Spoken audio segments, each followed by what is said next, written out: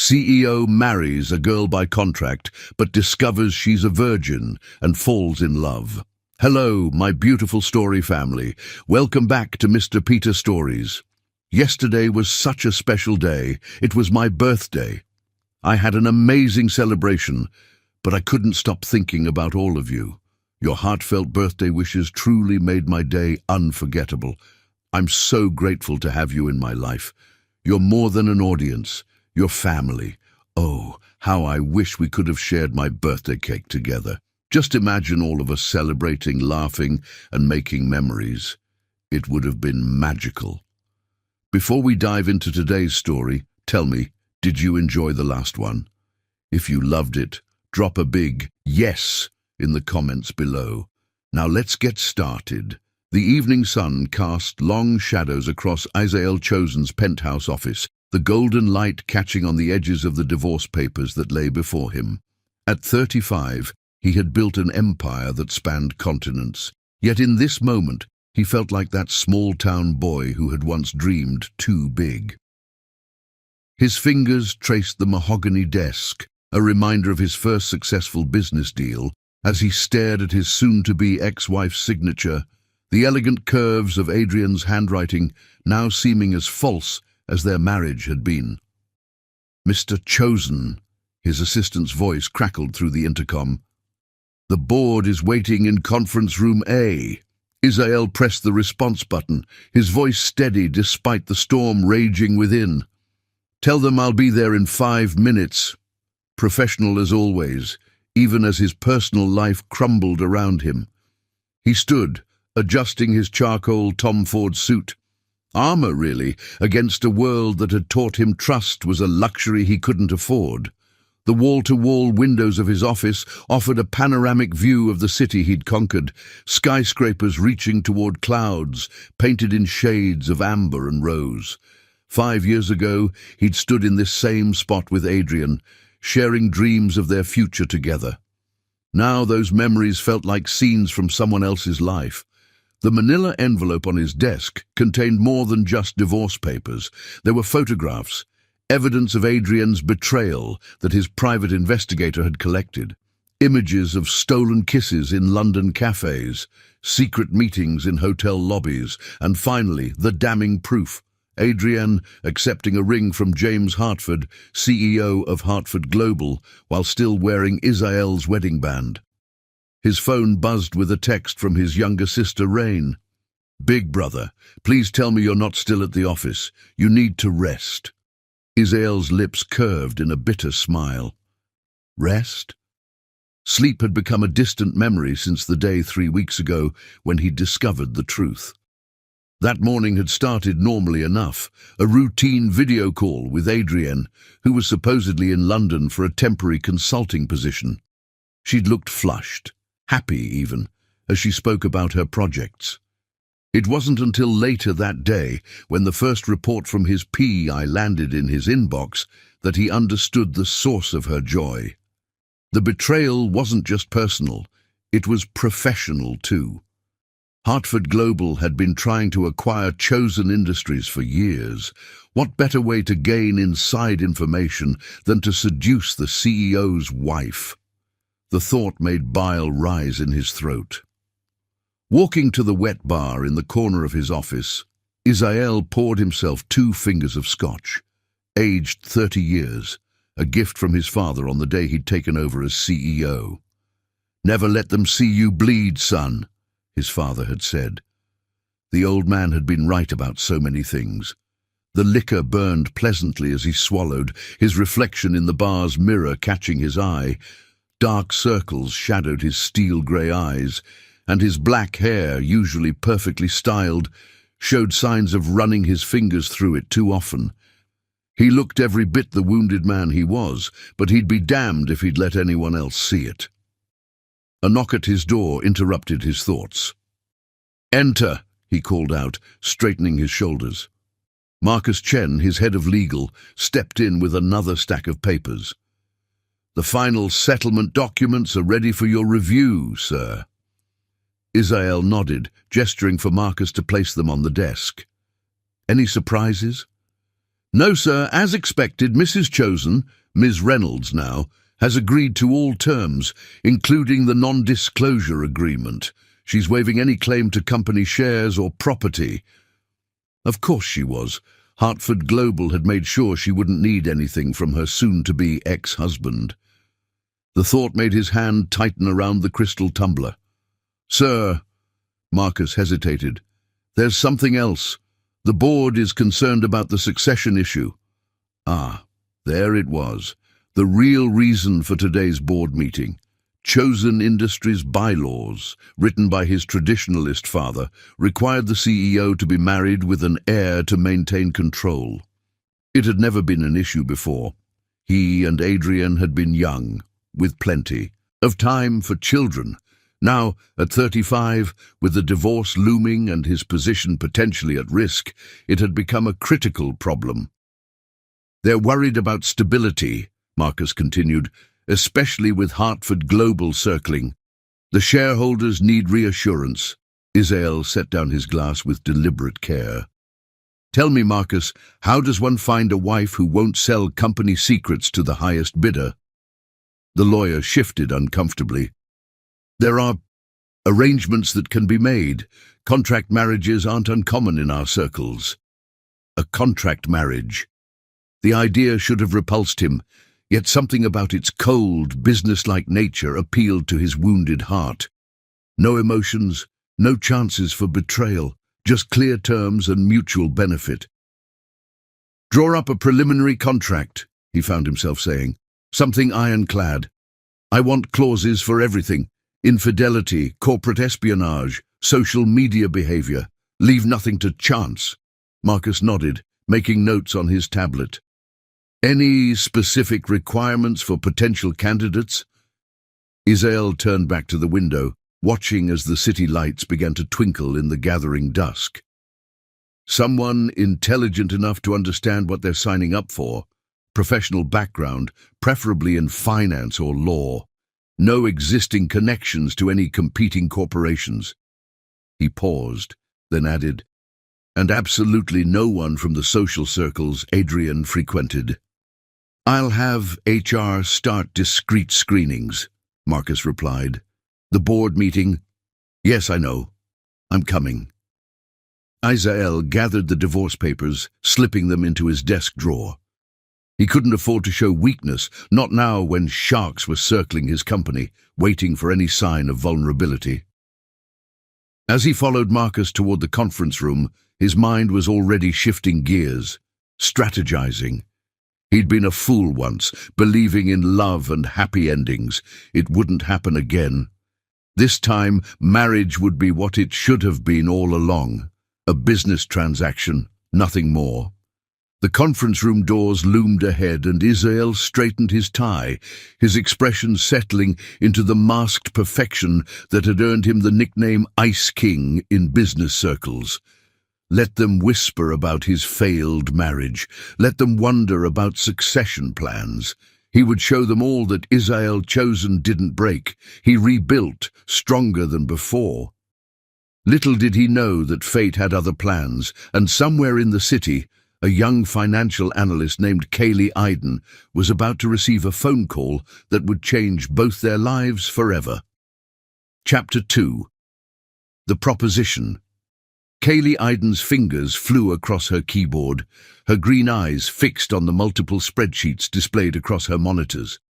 The financial analysis department at Sterling and Associates was quiet at 7:30 p.m., most of her colleagues having left hours ago.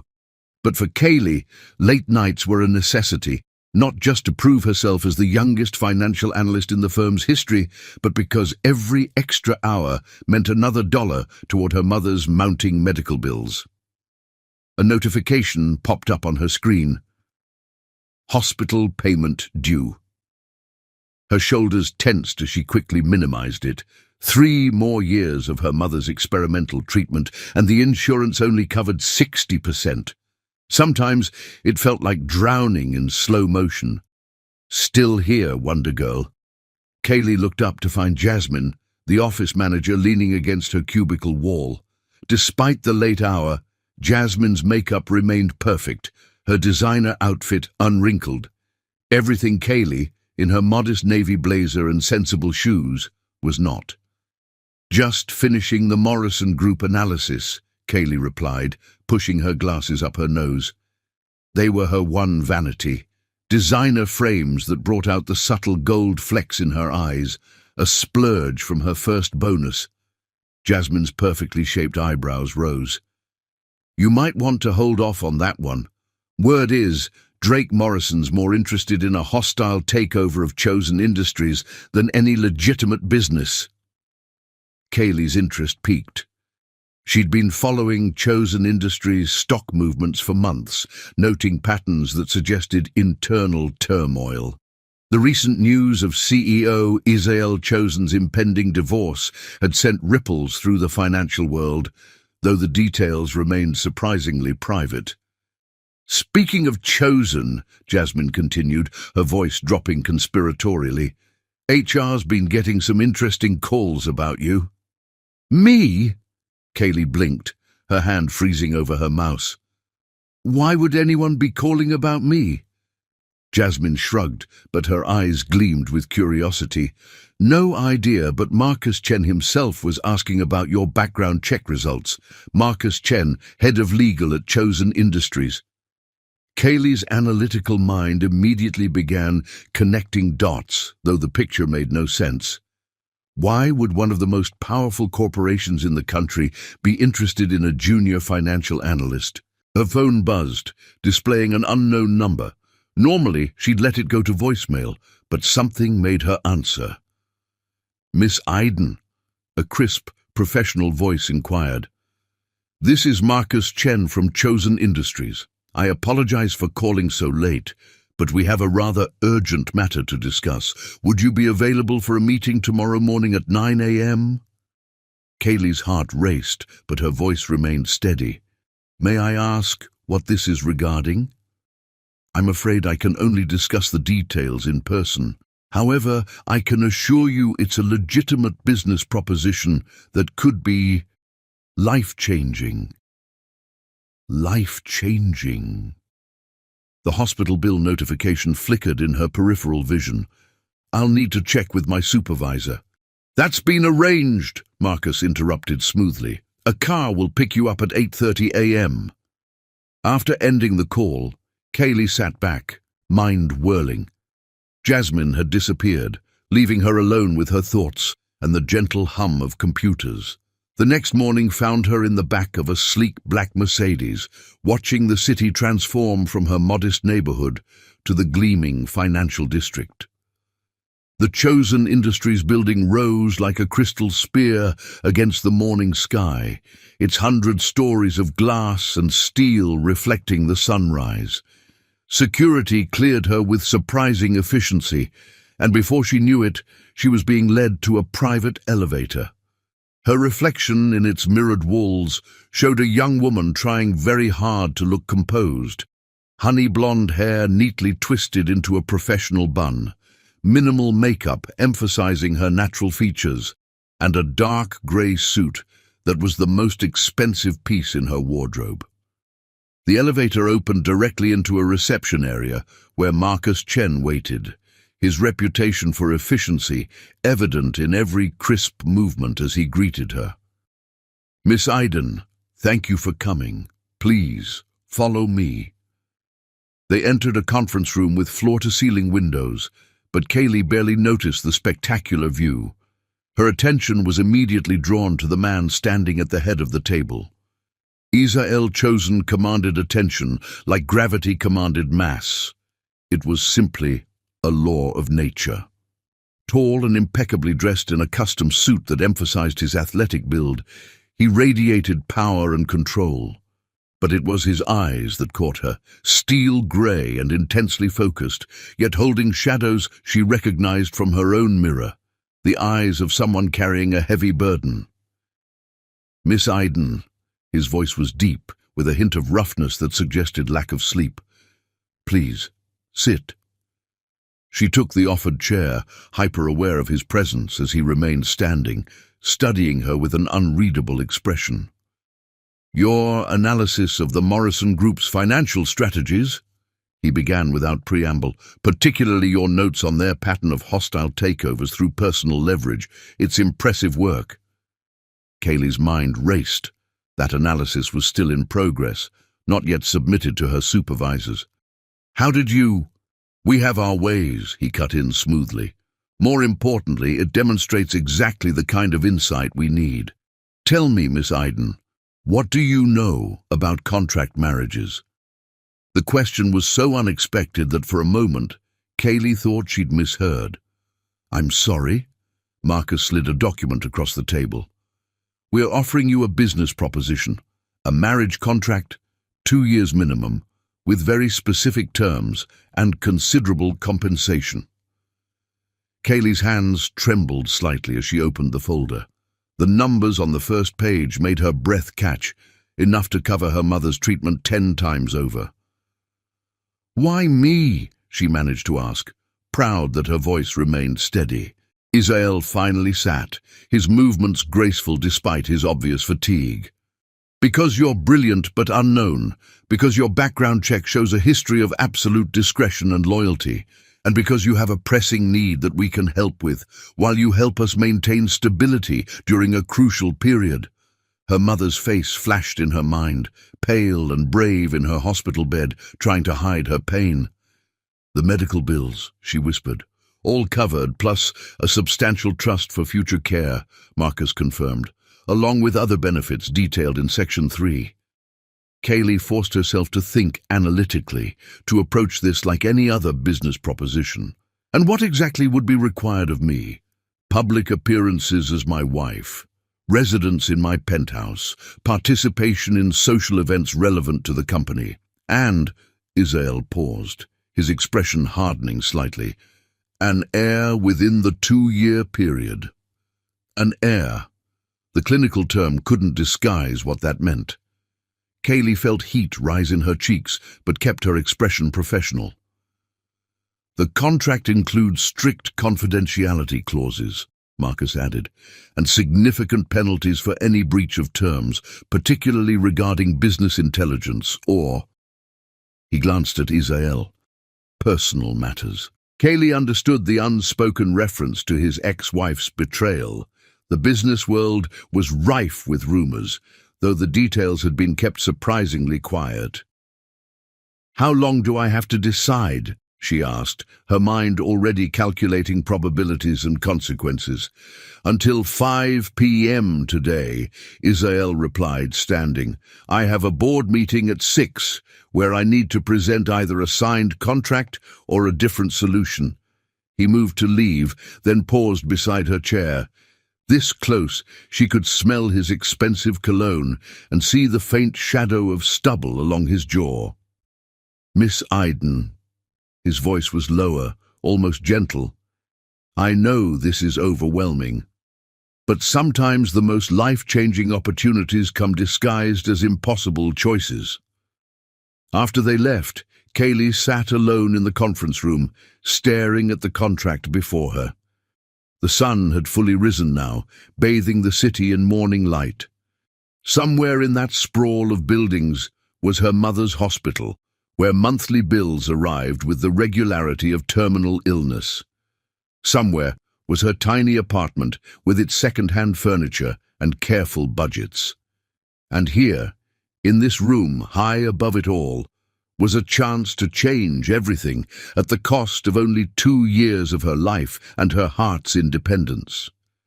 Little did she know, as she reached for the pen with trembling fingers, that she was about to embark on a journey that would challenge everything she thought she knew about business, loyalty, and love. And that the man who had just left the room, carrying his own carefully guarded wounds, would become far more than just a name on a contract. Chapter 3. Terms and Conditions. The leather chair in Marcus Chen's office creaked softly as Kaylee shifted, her eyes moving methodically through the prenuptial agreement. The wall clock showed 4:30 p.m., 30 minutes before Isael's deadline. Outside the floor-to-ceiling windows, storm clouds gathered, matching the tension in the room. Section 7.3, she murmured, her financial analyst's mind cataloguing every detail. The infidelity clause seems severe. Marcus nodded, his expression carefully neutral. Total forfeiture of assets by the guilty party, plus a penalty of $50 million. He paused, then added quietly, Mr. Chosen was quite insistent on this point. Of course he was. Kaylee had spent her lunch break researching Adrienne Reynolds Chosen, now Adrienne Hartford. The woman's social media told a story of calculated ambition, each post, each career move, seemingly orchestrated to climb higher in the business world.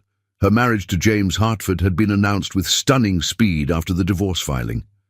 The social media restrictions? Kaylee asked, turning a page.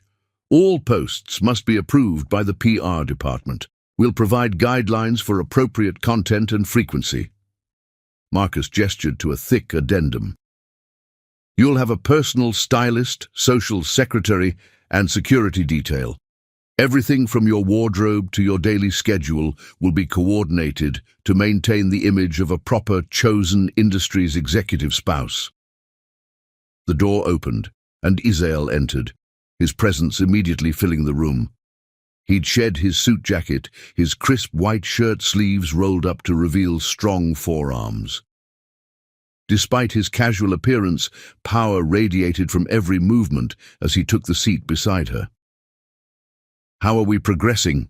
he asked, his voice carrying that hint of roughness she was beginning to recognize as fatigue.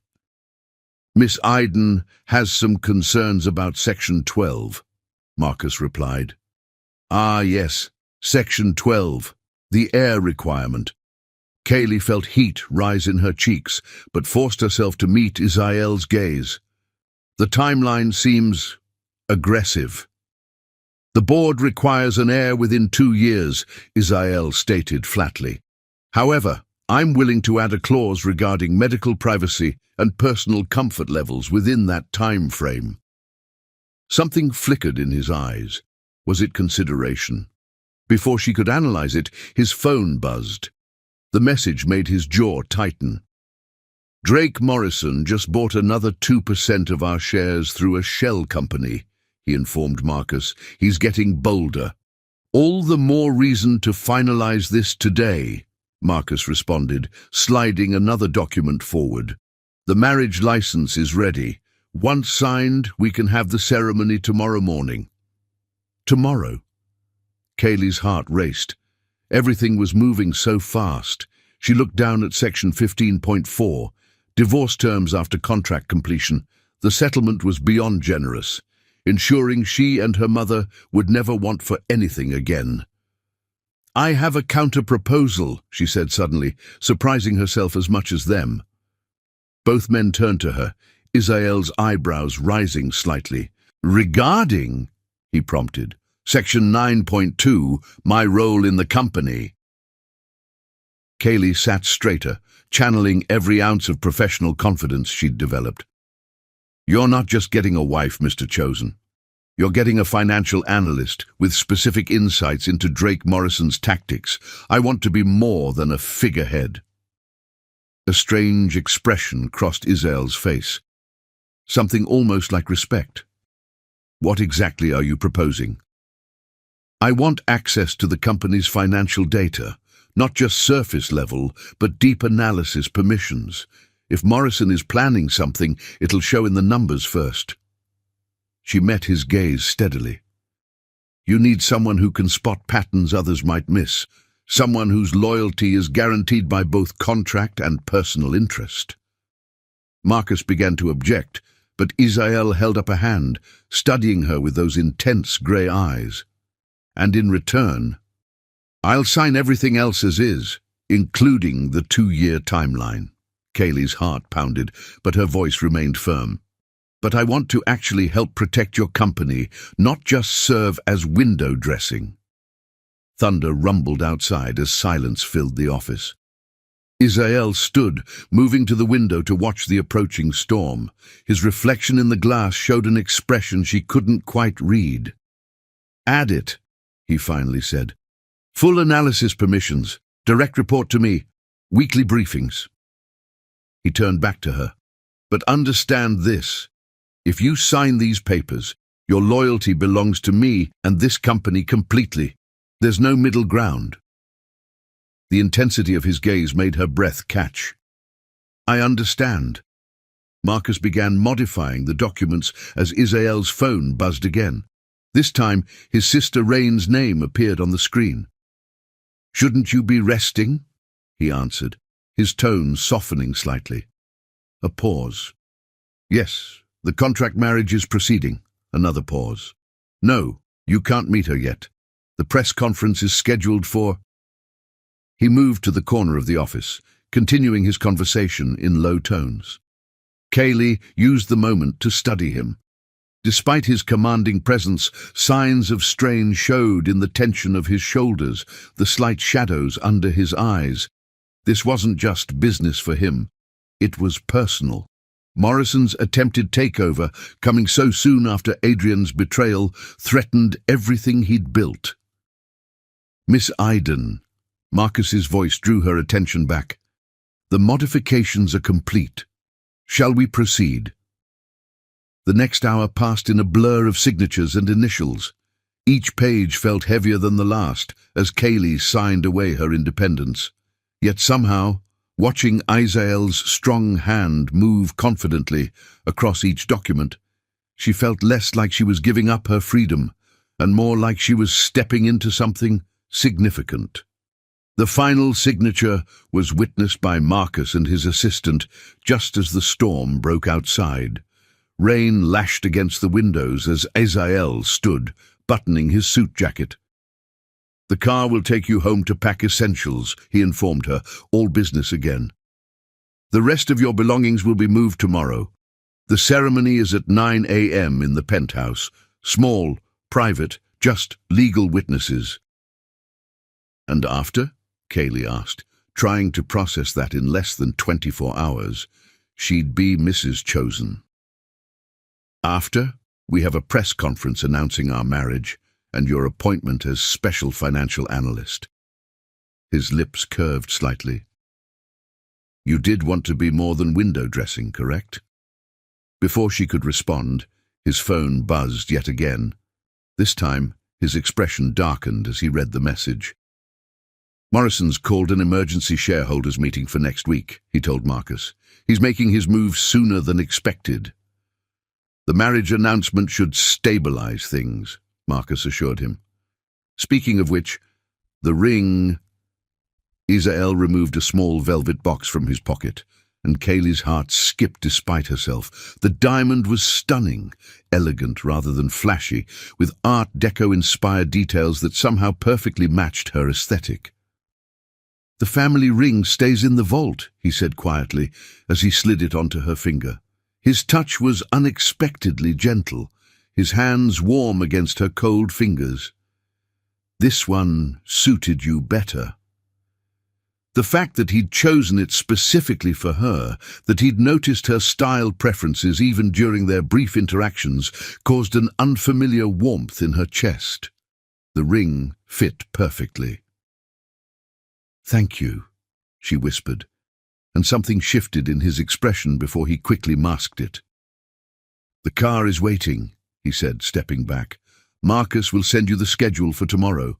Try to rest. The media circus begins at noon. As Kaylee gathered her things, a flash of lightning illuminated the office. In that brief, brilliant moment, she caught Isael watching her with an unguarded expression, something like curiosity mixed with another emotion she couldn't quite name. Then thunder crashed, and the moment passed. He was back to being the untouchable CEO, already focused on his phone, probably handling the latest Morrison crisis. In the elevator, Kaylee studied her reflection. Same person, same clothes, same glasses, but now with a ring that cost more than her annual salary and a contract that would change her life forever. Her mother's voice echoed in her mind from their phone conversation an hour ago. Sometimes the bravest thing we can do is take a leap of faith. The elevator doors opened to reveal her new security detail, two discreet, but obviously capable men who would now be permanent fixtures in her life. As they escorted her to the waiting car, rain soaking the city streets, Kaylee couldn't shake the feeling that she'd just signed up for far more than a simple business arrangement. Little did she know that upstairs, Israel stood at his window watching her car pull away, his expression thoughtful as he absently twisted his own wedding ring, a ring that would be replaced tomorrow with one that symbolized a very different kind of marriage. A marriage of convenience that would soon become anything but convenient as hearts, carefully guarded behind contract clauses and business terminology, began their own unexpected negotiations. Chapter 4. Unexpected Discovery. The setting sun painted golden streaks across the penthouse's marble floors as Kaylee stood before the floor-to-ceiling windows, watching the city transform into a constellation of twinkling lights. Her wedding dress, a sophisticated Vera Wang creation chosen by the PR team for its appropriate balance of elegance and modesty, rustled softly with each nervous breath. The day had been a whirlwind of calculated precision. The morning ceremony, attended only by Marcus Chen and the necessary legal witnesses, had taken exactly 23 minutes. The press conference that followed was a masterclass in corporate communications, with Israel presenting their marriage as a natural progression of mutual respect and shared values.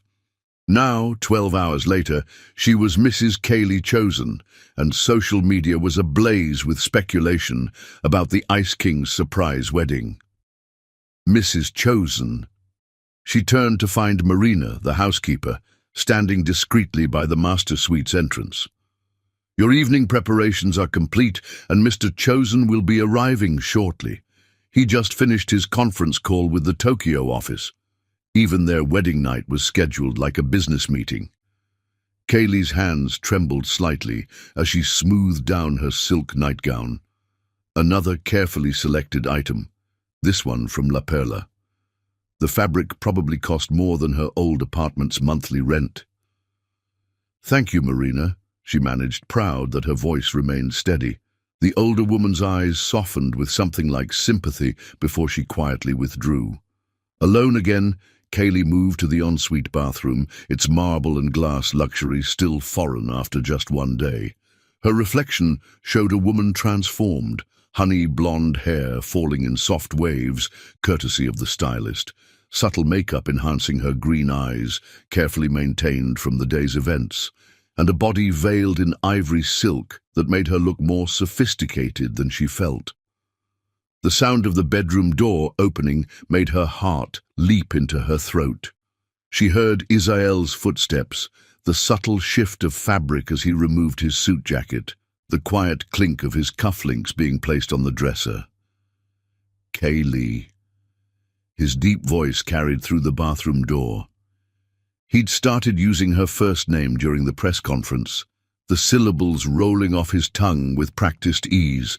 Taking a deep breath, she opened the door. Israel stood by the window where she'd been earlier, his tall frame silhouetted against the city lights. He'd loosened his tie and rolled up his sleeves, revealing those strong forearms that had distracted her during contract signatures. The jacket of his Tom Ford wedding suit was draped over a chair, and she noticed he'd already removed his shoes, making him seem somehow more approachable. "The press coverage was favorable," he said, turning to face her. His words were businesslike, but his eyes darkened as they took in her appearance. The stock jumped 6 points after the announcement. "I saw," she replied, grateful for the familiar territory of financial discussion. Morrison's shell companies stopped purchasing shares around 2 p.m. Israel moved to the wet bar, pouring 2 glasses of champagne.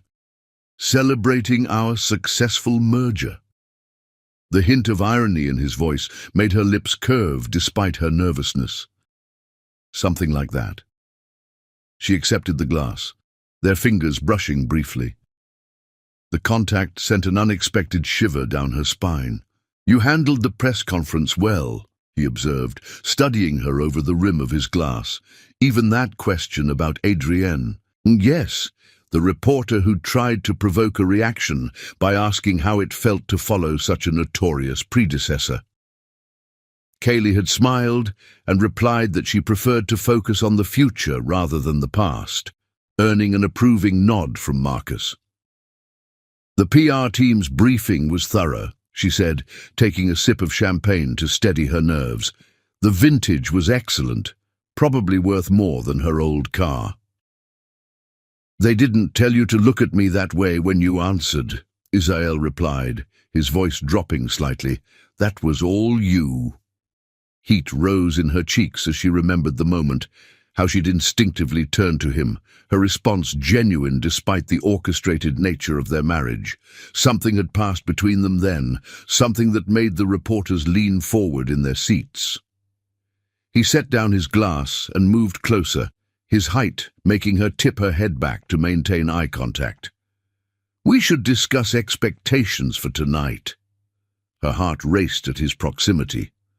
Up close, she could see the faint shadows under his eyes, smell his expensive cologne mixed with something uniquely him. The contract specified an heir within 2 years, he interrupted softly. "It didn't specify rushing things on our wedding night just to meet social expectations." Surprise made her blink. "You don't want—" "What I want," his hand came up to cup her cheek, the touch surprisingly gentle, "is to understand why you're trembling." The tenderness in his gesture undid her careful composure. "I've never—" She swallowed hard. "This would be my first—" Understanding dawned in his eyes, followed by something fierce and protective that made her breath catch. His thumb stroked her cheekbone as he processed this revelation. "Why didn't you tell me?" "It wasn't relevant to the contract terms," she whispered, unconsciously leaning into his touch, "and I didn't want you to think I was too inexperienced for the position." A sound somewhere between a laugh and a groan escaped him. "The position of my wife." His other hand came to rest on her waist, warm through the silk. "Kaylee, this changes things." "It doesn't have to," she insisted, even as her body betrayed her by pressing closer to his warmth. "I understand what's required." "Stop." His voice was rough now, his eyes intense as they searched hers. "You're not a business requirement, not in this. This part of our arrangement happens on your terms, when you're ready." The tenderness beneath his words made tears prick at her eyes. She'd expected cold efficiency, maybe even indifference. Instead, this powerful man who'd married her for business was treating her first time as something precious. "The board," she began, but he shook his head. "The board isn't in this room," he murmured, his thumb brushing away a tear that escaped. "Tonight, we sleep, just sleep, and tomorrow we begin learning each other properly." As if to demonstrate, he lowered his head slowly, giving her time to pull away. When she didn't, his lips brushed hers, the barest whisper of a kiss, sweet and undemanding. The gentleness undid her. Before she could stop herself, her hands came up to grip his shirt, pressing closer as the kiss deepened. He groaned softly, his arms tightening around her, but maintained careful control, even as she felt the rapid beat of his heart against her palms. When they finally parted, both breathing heavily, his eyes had darkened to storm cloud grey. "You're going to test my self-control, aren't you?" The roughness in his voice sent shivers through her.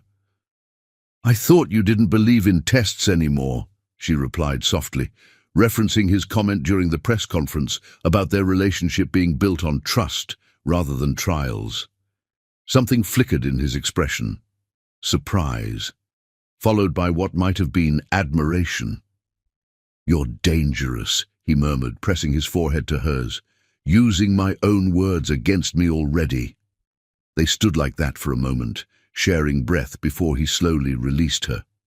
"Go change into something comfortable," he said, his voice gentle but firm. "I'll do the same, and then we'll talk. Really talk, without contracts or cameras or expectations. In the bathroom, Kaylee found that Marina had laid out silk pajamas alongside the lingerie. As she changed, she heard Isael moving around the bedroom, the domestic sounds oddly comforting. When she emerged, he'd changed into black lounge pants and a soft grey t-shirt that made him look younger, more approachable.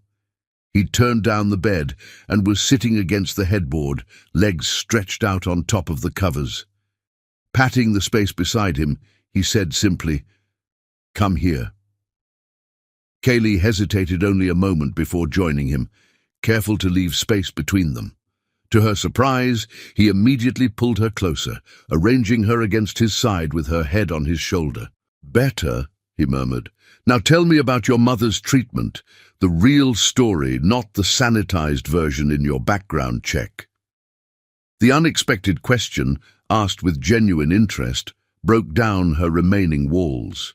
Soon she found herself telling him everything: the experimental procedures, the hopeful days and painful setbacks, the hours spent researching medical journals for new options.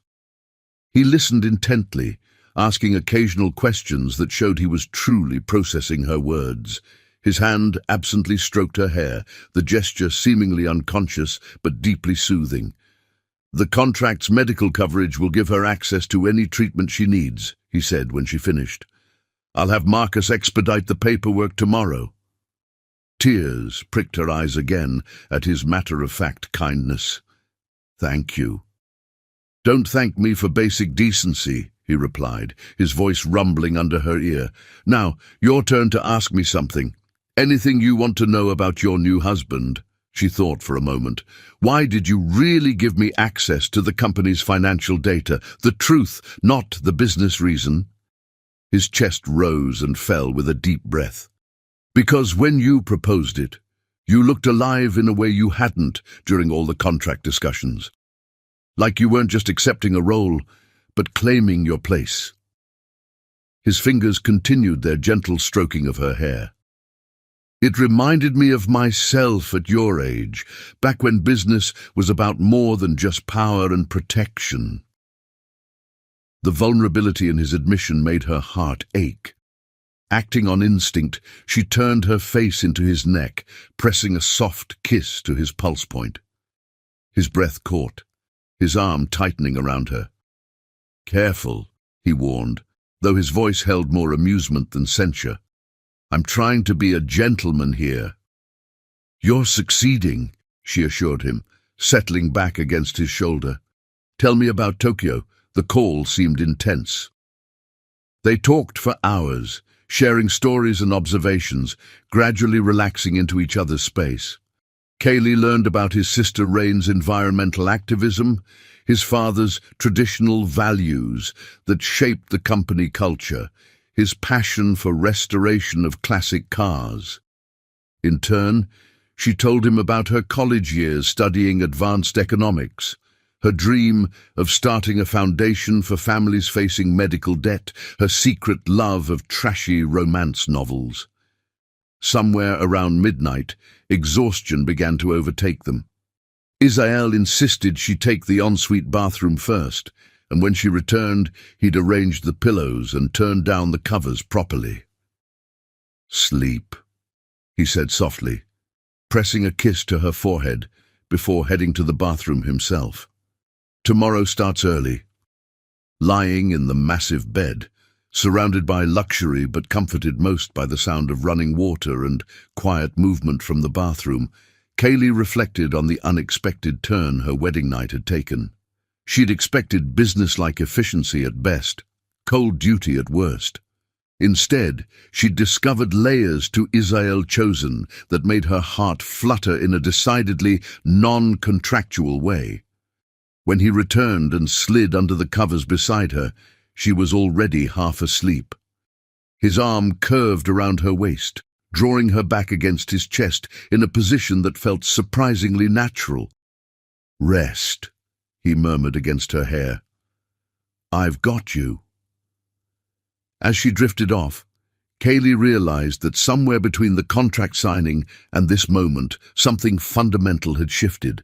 This wasn't just about business anymore, wasn't just about heirs and company stability. In treating her virginity as precious rather than inconvenient, in showing genuine interest in her life and dreams, Isael had revealed a capacity for tenderness that all his careful walls couldn't quite hide. And that, she realized as sleep claimed her, might be the most dangerous discovery of all. In the darkness, Isael lay awake a while longer, marveling at how right she felt in his arms. He'd planned this marriage as a business arrangement, a shield against vulnerability. Instead, he'd found himself enchanted by a woman whose strength was matched by a sweetness that made his protective instincts surge.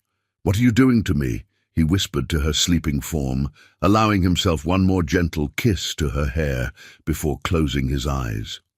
Neither of them knew it yet, but this night would mark the beginning of a transformation, from a marriage of convenience to something far more powerful and profound than either had dared to imagine.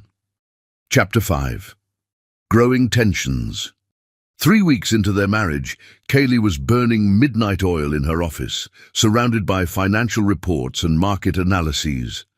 The blue light from her monitors cast shadows across walls covered in complex flowcharts tracking Morrison's company movements.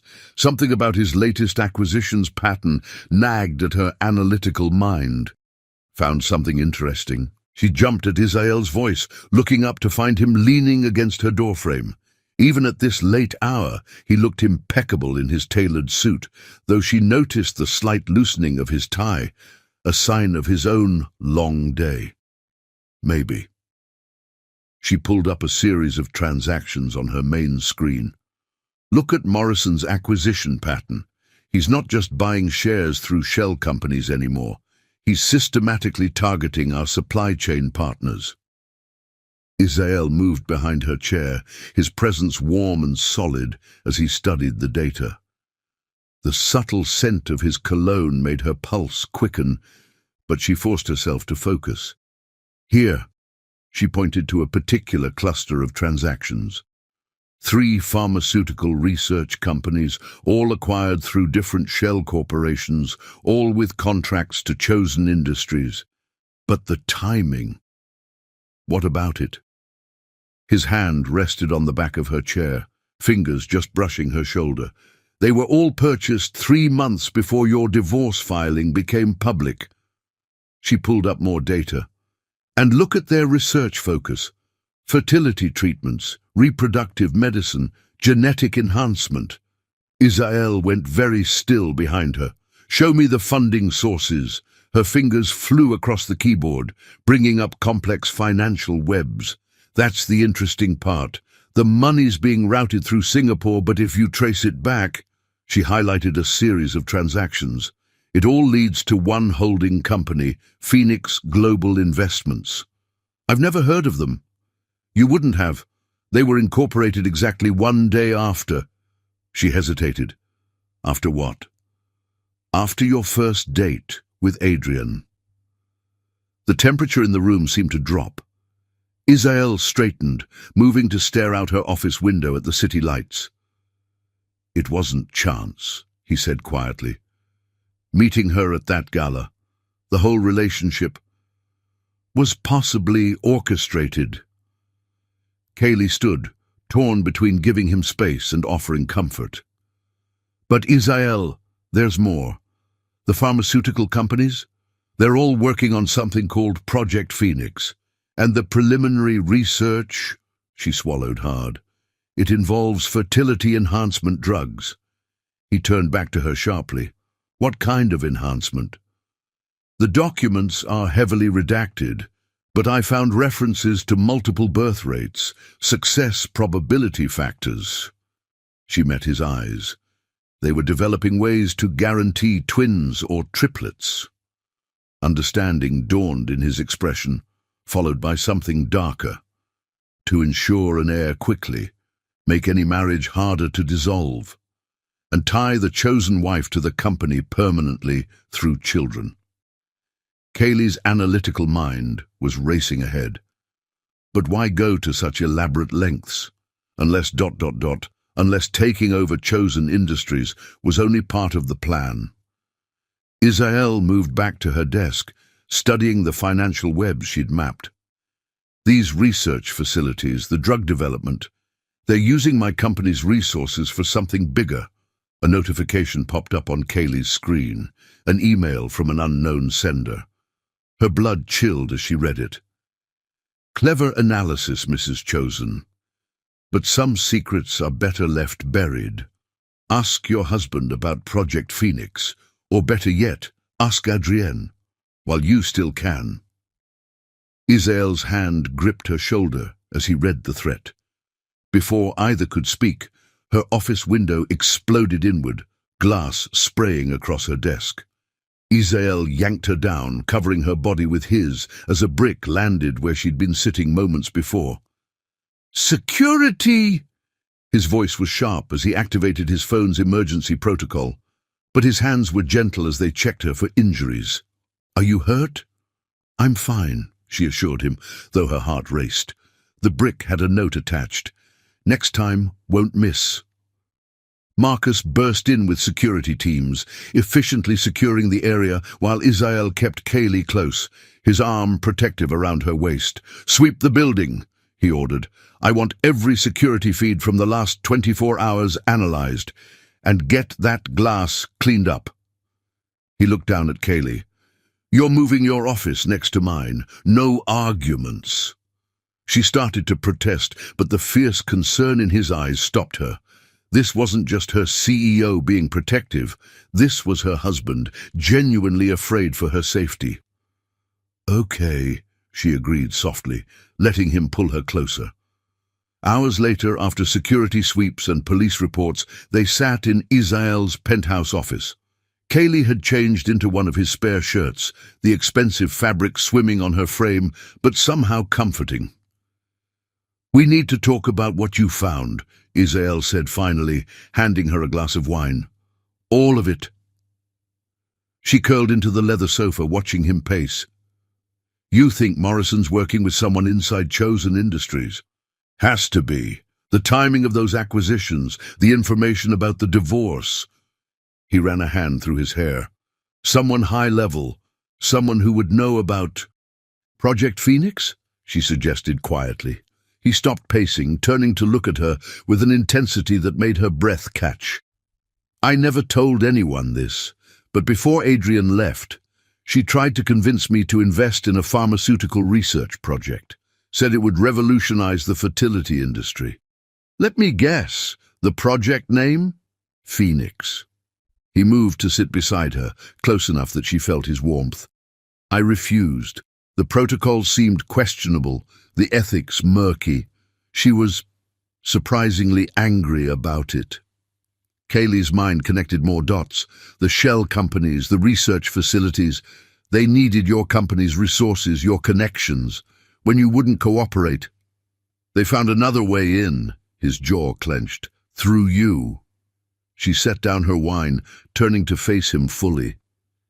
"Isael, was our marriage part of their plan too?"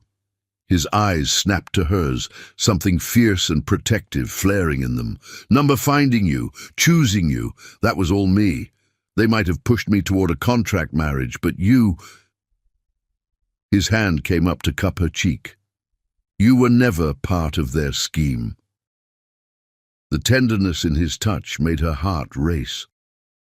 "How can you be sure?" "Because." His thumb stroked her cheekbone in a way that made her shiver. "You're the one variable they couldn't control. The analyst too brilliant to manipulate, the woman too genuine to corrupt." His voice roughened. "The wife who made me feel something real for the first time in years." She leaned into his touch, unable to help herself. "What do we do now?" "We fight back." His other hand found her waist, pulling her closer. "Together, no more playing defense, no more reacting to their moves. We find everything they're hiding, expose every connection, protect what's ours." "What's ours?" she whispered, hyper-aware of his proximity. Instead of answering, he kissed her. Unlike their previous careful kisses, this one was deep and passionate, full of the fear and protectiveness and growing feelings neither had fully acknowledged. When they parted, both breathing heavily, he rested his forehead against hers. "Everything," he murmured.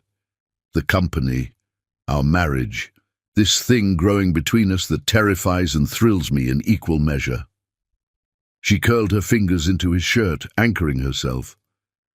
"I thought this was just business for you." "It was supposed to be." His laugh was slightly unsteady. "Then you walked into my office with your brilliant mind and pure heart, and suddenly business was the last thing on my mind." A notification on her tablet interrupted the moment, more data about Project Phoenix. But this time, as they studied the information together, something had shifted. His arm stayed around her waist, her head resting naturally against his shoulder as they worked. They were no longer just CEO and analyst, or even contract husband and wife. They were partners in every sense, facing the growing threats together. And somewhere across the city, in a carefully hidden research facility, Drake Morrison received an update about their discoveries. His cold smile held no warmth as he typed a message to his true partner, the woman who had orchestrated everything from the beginning. "They're getting closer, Adrienne. Time to move to phase 2. The response came quickly. "Remember the plan. The Ice King's heart has finally thawed. Now we can truly destroy him." But what neither of them knew was that love, real love, couldn't be used as a weapon. It could only make its bearers stronger. And in the penthouse office, surrounded by evidence of conspiracy but wrapped in each other's arms, Isael and Kaylee were discovering just how strong they could be together. Chapter 6. Shadows of the Past. The headlines splashed across every major financial news outlet. Exposed, the affairs that broke Chosen Industries' power couple. Beneath it, intimate photos of Adrienne with James Hartford, dated months before the divorce filing, each one more damning than the last. Kaylee stood in Isael's office, watching his reaction as he scrolled through the articles on his tablet.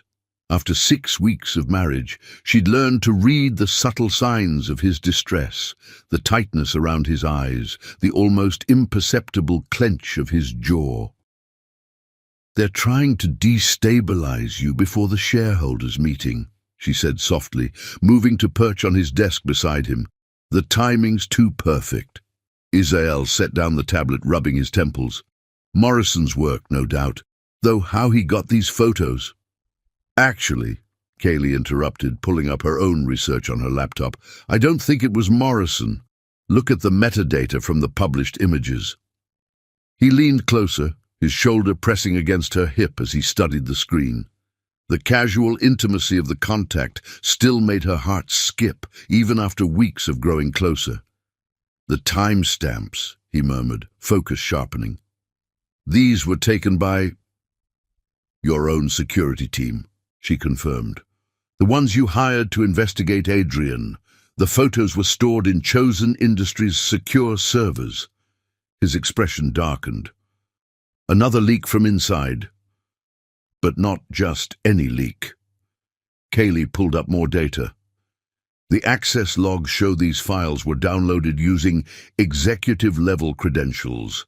Someone on the board is working with Morrison. Isael stood abruptly, pacing to the window. The setting sun cast his profile in sharp relief as he stared out at the city. "I trusted them. All of them." The raw pain in his voice made Kaylee's chest ache. Without hesitation, she followed him, slipping her arms around his waist from behind. Their position of comfort now, established that morning weeks ago when she'd first discovered Morrison's early knowledge of the divorce. "You trusted them because you're honorable," she said softly against his back. "Their betrayal reflects on them, not you." His hands covered hers, squeezing gently. "When did you get so wise?" "Around the same time you started letting me see behind your walls." He turned in her embrace, one hand coming up to cup her cheek. His eyes searched hers, filled with an intensity that made her breath catch. I'm beginning to think the contract was the worst mistake of my life. Her heart stuttered. What? It's limiting us, he explained, thumb stroking her cheekbone, making us second-guess every feeling, every touch, wondering what's real and what's obligation. And what feels real right now, she whispered, hardly daring to breathe. Instead of answering, he lowered his head and kissed her. Unlike their previous kisses, sweet, careful things, mindful of her inexperience, this one was deep and demanding. His arm banded around her waist, pulling her flush against him as his other hand tangled in her hair. Kaylee melted into him, her hands clutching his shirt as she opened to his kiss. All the attraction and tenderness that had been building between them crystallized into this moment of passion and truth. When they finally parted, both breathing heavily, he rested his forehead against hers. "That," he said roughly, "that feels real." Before she could respond, his phone buzzed with an urgent message. The spell broke as reality crashed back in. Moving to check it, his expression hardened. "Morrison's called an emergency press conference," he reported. "In an hour." Kaylee was already moving to her laptop. "He'll try to use the photos to challenge your leadership, paint you as emotionally compromised." "Let him try." Isael's voice held a dangerous edge. "I'm done being reactive. It's time to hit back." She looked up, catching the gleam in his eye. "You have a plan." "We have a plan." He moved back to her, tilting her chin up. "You found the connection between Morrison and Project Phoenix. Now we use it." The shareholders' meeting, she realized. If we can prove Morrison knew about Adrian's betrayal in advance, we prove conspiracy. He nodded. "But we need absolute certainty. One mistake and we'll look paranoid, playing into their hands." Kaylee bit her lip, thinking. The Singapore shell companies. If I can trace the money back to Hartford Global... Do it. He pressed a swift, hard kiss to her lips. "I'll handle Morrison's press conference. You follow the money." She caught his arm as he turned to leave. "Isael, the photos. Are you okay?" Something softened in his expression. "I thought seeing them would hurt more," he admitted. "But looking at Adrian with Hartford, all I feel is gratitude." "Gratitude?" His hand cupped her cheek again, eyes intense. "Her betrayal led me to you." The simple sincerity of his words made her heart swell. This time, she initiated the kiss, rising on tiptoes to press her lips to his.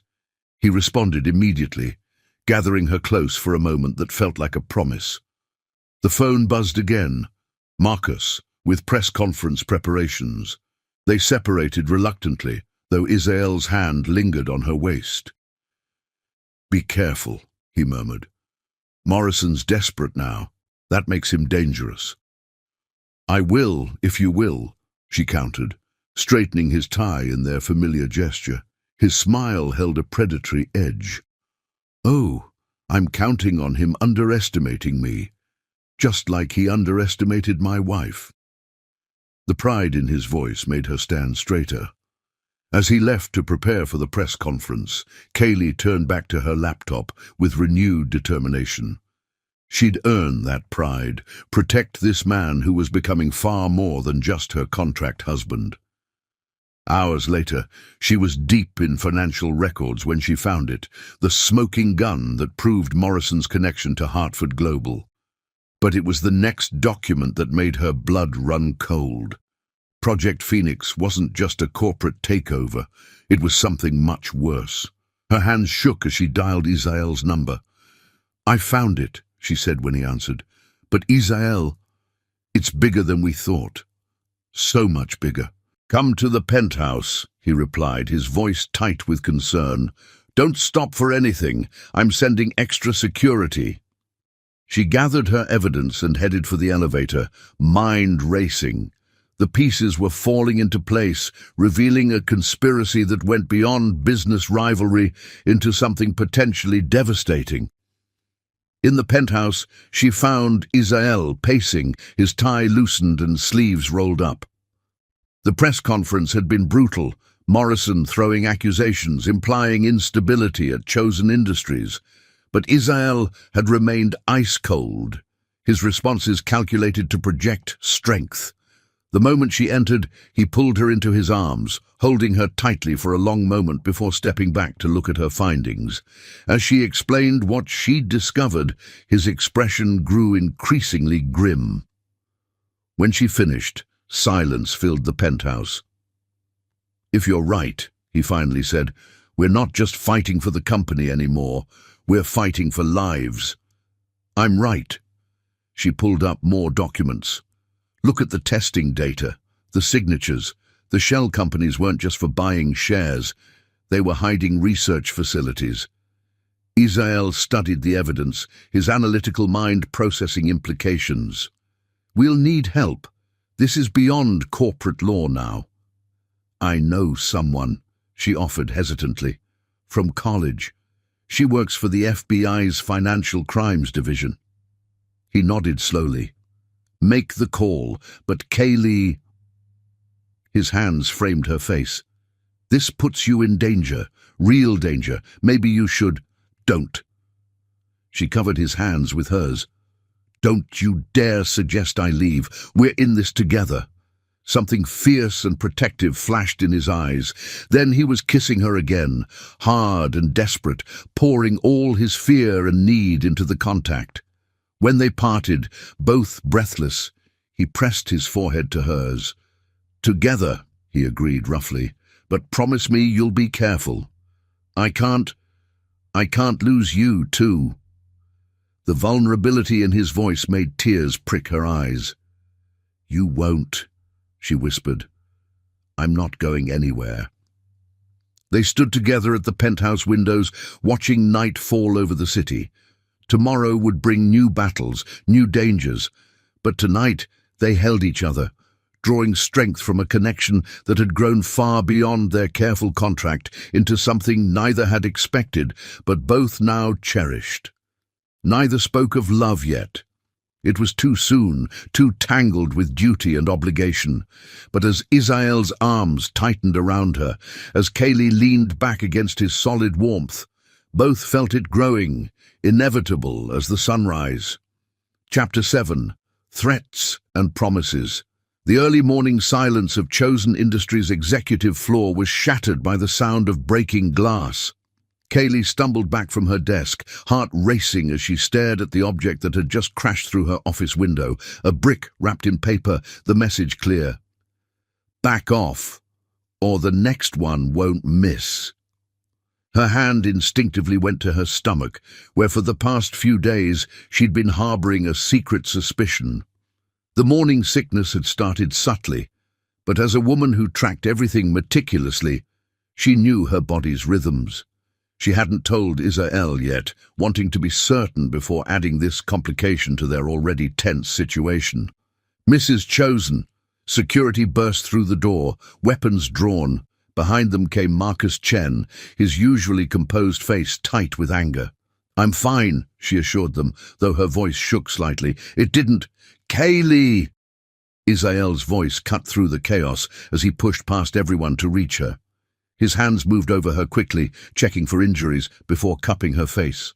"Are you hurt?" She leaned into his touch, drawing strength from his solid presence. "No, I'm okay. Just startled." His eyes went to the broken window, then to the brick still wrapped in its threatening message. The temperature in the room seemed to drop as his expression hardened into something dangerous. "Clear the floor," he ordered, not looking away from her. "Marcus, initiate lockdown protocols. No one in or out without direct authorization from me." As the room emptied, Israel pulled her closer, pressing his forehead to hers in their intimate gesture. "I should have had the windows replaced with bulletproof glass weeks ago." "You can't protect me from everything," she whispered, though her hands clutched his suit jacket. "Watch me." The fierce possessiveness in his voice made her shiver. Over the past 2 months, their relationship had evolved far beyond the contract's boundaries.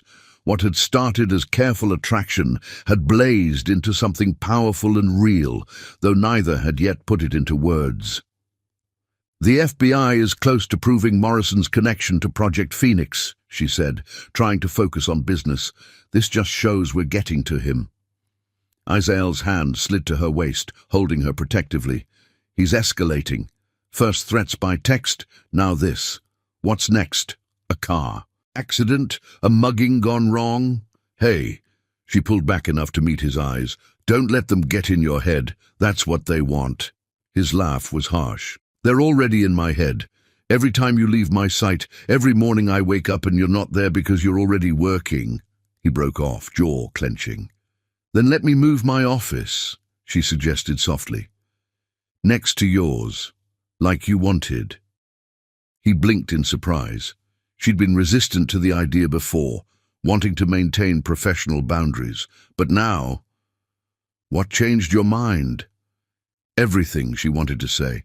"The way you look at me, the way you hold me at night, the possible life growing inside me that's half yours." Instead, she reached up to straighten his tie, their gesture intimate and grounding. "Maybe I just want to be closer to my husband." Something heated flashed in his eyes. Before she could process it, he was kissing her, deep and possessive. She melted into him, arms winding around his neck as he pulled her flush against him. When they parted, both breathing heavily, he kept her close. "Move in today. I'll have IT set up your systems immediately." She nodded, then swayed slightly as a wave of dizziness hit her. His arms tightened instantly. "Kaylee?" The concern in his voice made her heart ache. "What's wrong?" She should tell him. The words were on the tip of her tongue. "But first, I need to show you something," she said instead. "About Project Phoenix. I was working on it when—" She gestured to the broken window. His expression darkened again at the reminder of the threat. But he followed her to her computer. As she pulled up the documents, she felt him go still behind her. "These shipping manifests," he said slowly. "The chemical compounds. They're not just planning a hostile takeover," she confirmed. "They're manufacturing something illegal, something dangerous. The research facilities we trace through the shell companies, they're not development labs, they're production facilities." Izael's hands gripped the back of her chair. "If this gets out, it would destroy Hartford Global," she finished, "and everyone connected to them, including Adrian." His voice was grim. "No wonder they're desperate to stop us." Another wave of dizziness washed over her, stronger this time. She gripped the desk, trying to hide it, but Izael noticed immediately.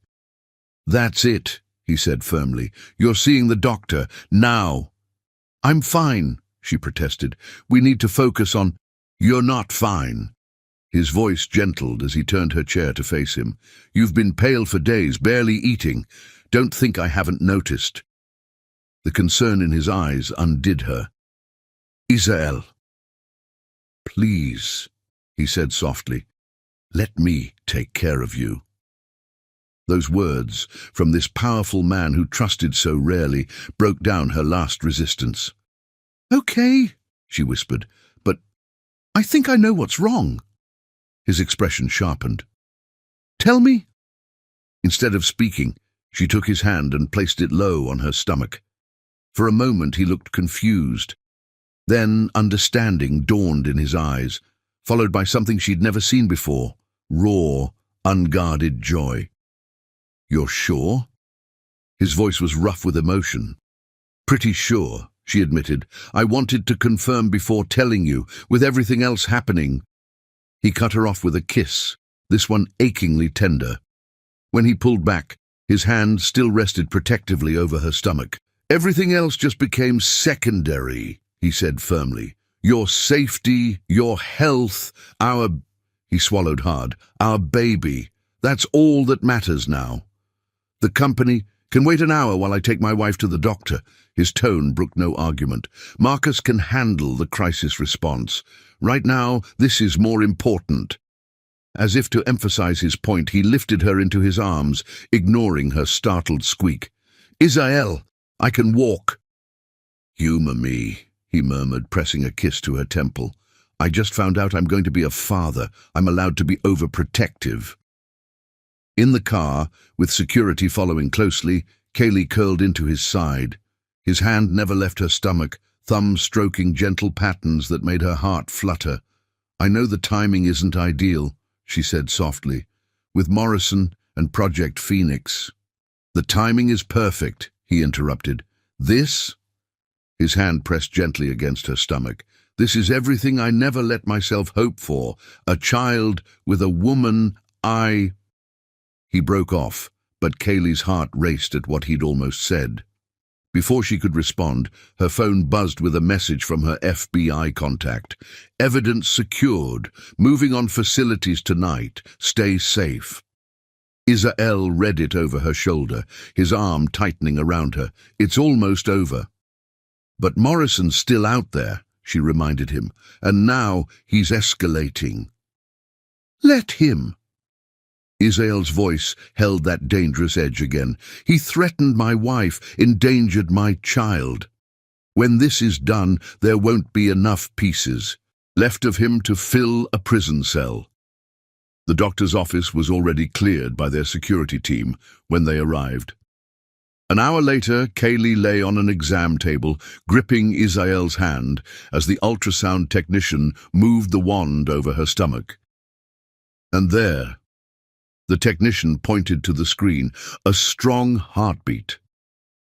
Kaylee felt tears slip down her cheeks as she watched the tiny flutter. Beside her, Isael made a sound she'd never heard before, something between a laugh and a sob. Everything looks perfect, the doctor assured them. About 8 weeks along. Would you like to hear the heartbeat? At their nods, she flipped a switch. The room filled with a rapid whooshing sound. Their baby's heartbeat, strong and fast and real. Isael brought their joined hands to his lips, pressing a fierce kiss to her knuckles. When she looked at him, she saw tears in his eyes too. Thank you, he whispered. And she knew he meant for more than just the baby. Back in the car, heading to the office where crisis teams waited, Kaylee studied her husband's profile. The joy of their news hadn't erased the tension in his jaw, the worry in his eyes. We're going to be okay, she said softly, laying her head on his shoulder, his arm curved around her protectively. Yes, he agreed, his voice steel and velvet. Because I'm done playing defense. Morrison wants a war. I'll give him one. No one threatens my family. The possessive heat in his voice made her shiver. This was a side of Isael she'd glimpsed before, but never so clearly. The predator beneath the polished exterior, the man who would burn the world to protect what was his. And as his hands settled once again over their growing child, Kaylee realized that somewhere between contract clauses and corporate warfare, she'd given him her heart completely. The question was, when the dust settled and the danger passed, would he want to keep it? Chapter 8. Unexpected Joy. The morning sun streamed through the penthouse windows as Kaylee stood before the full-length mirror, studying her reflection. At 12 weeks pregnant, her figure was still mostly unchanged, but she swore she could see a slight curve to her abdomen. Her hand rested there protectively as she remembered the events of the past month. The FBI raids on Morrison's facilities, the media frenzy over Project Phoenix, and most importantly, the way Isael had transformed since learning about the baby. Gone was the careful distance he'd maintained, even after they'd grown closer. Now his touches were constant, possessive, a hand at her waist during meetings, fingers laced with hers under conference tables, arms pulling her close every night as they slept. He'd even moved her desk into his office, unwilling to let her out of his sight after the brick incident. You're going to be late for the ultrasound. His voice came from the doorway, warm with affection. She turned to find him watching her with that intense expression that had become more frequent lately, like she was something precious he couldn't quite believe was his. "Just thinking," she said softly as he crossed to her. His arms slipped around her from behind, hands covering hers on her stomach. "About how different everything is from what we planned." She leaned back against his chest. When you signed that contract," he interrupted gently, "you saved me from becoming exactly what they called me, the Ice King, cold and untouchable." His lips brushed her temple. "Now look what you've done to me." She turned in his embrace, straightening his tie in their familiar gesture. "What have I done to you?" His eyes darkened as they searched hers. "You've made me hope again." The simple honesty in his voice made tears prick at her eyes. Damn pregnancy hormones.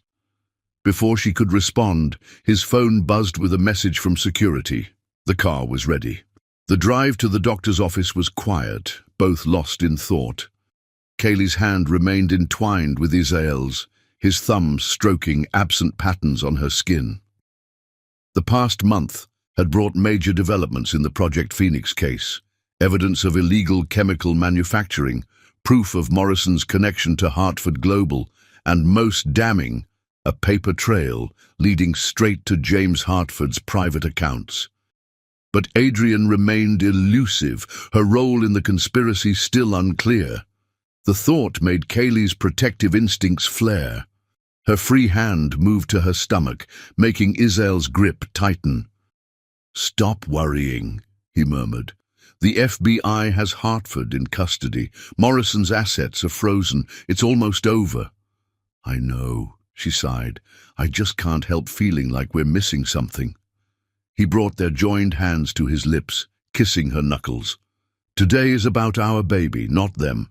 Let me give you that at least." The tenderness in his voice made her heart flutter. These moments of vulnerability from him were becoming more frequent, each one a gift she treasured.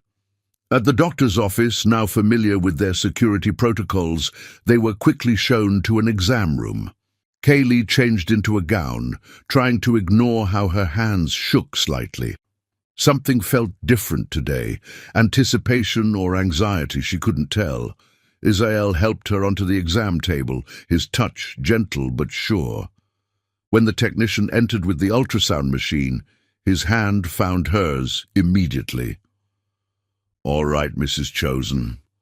The technician smiled, applying the gel. "Let's see how your little one is doing."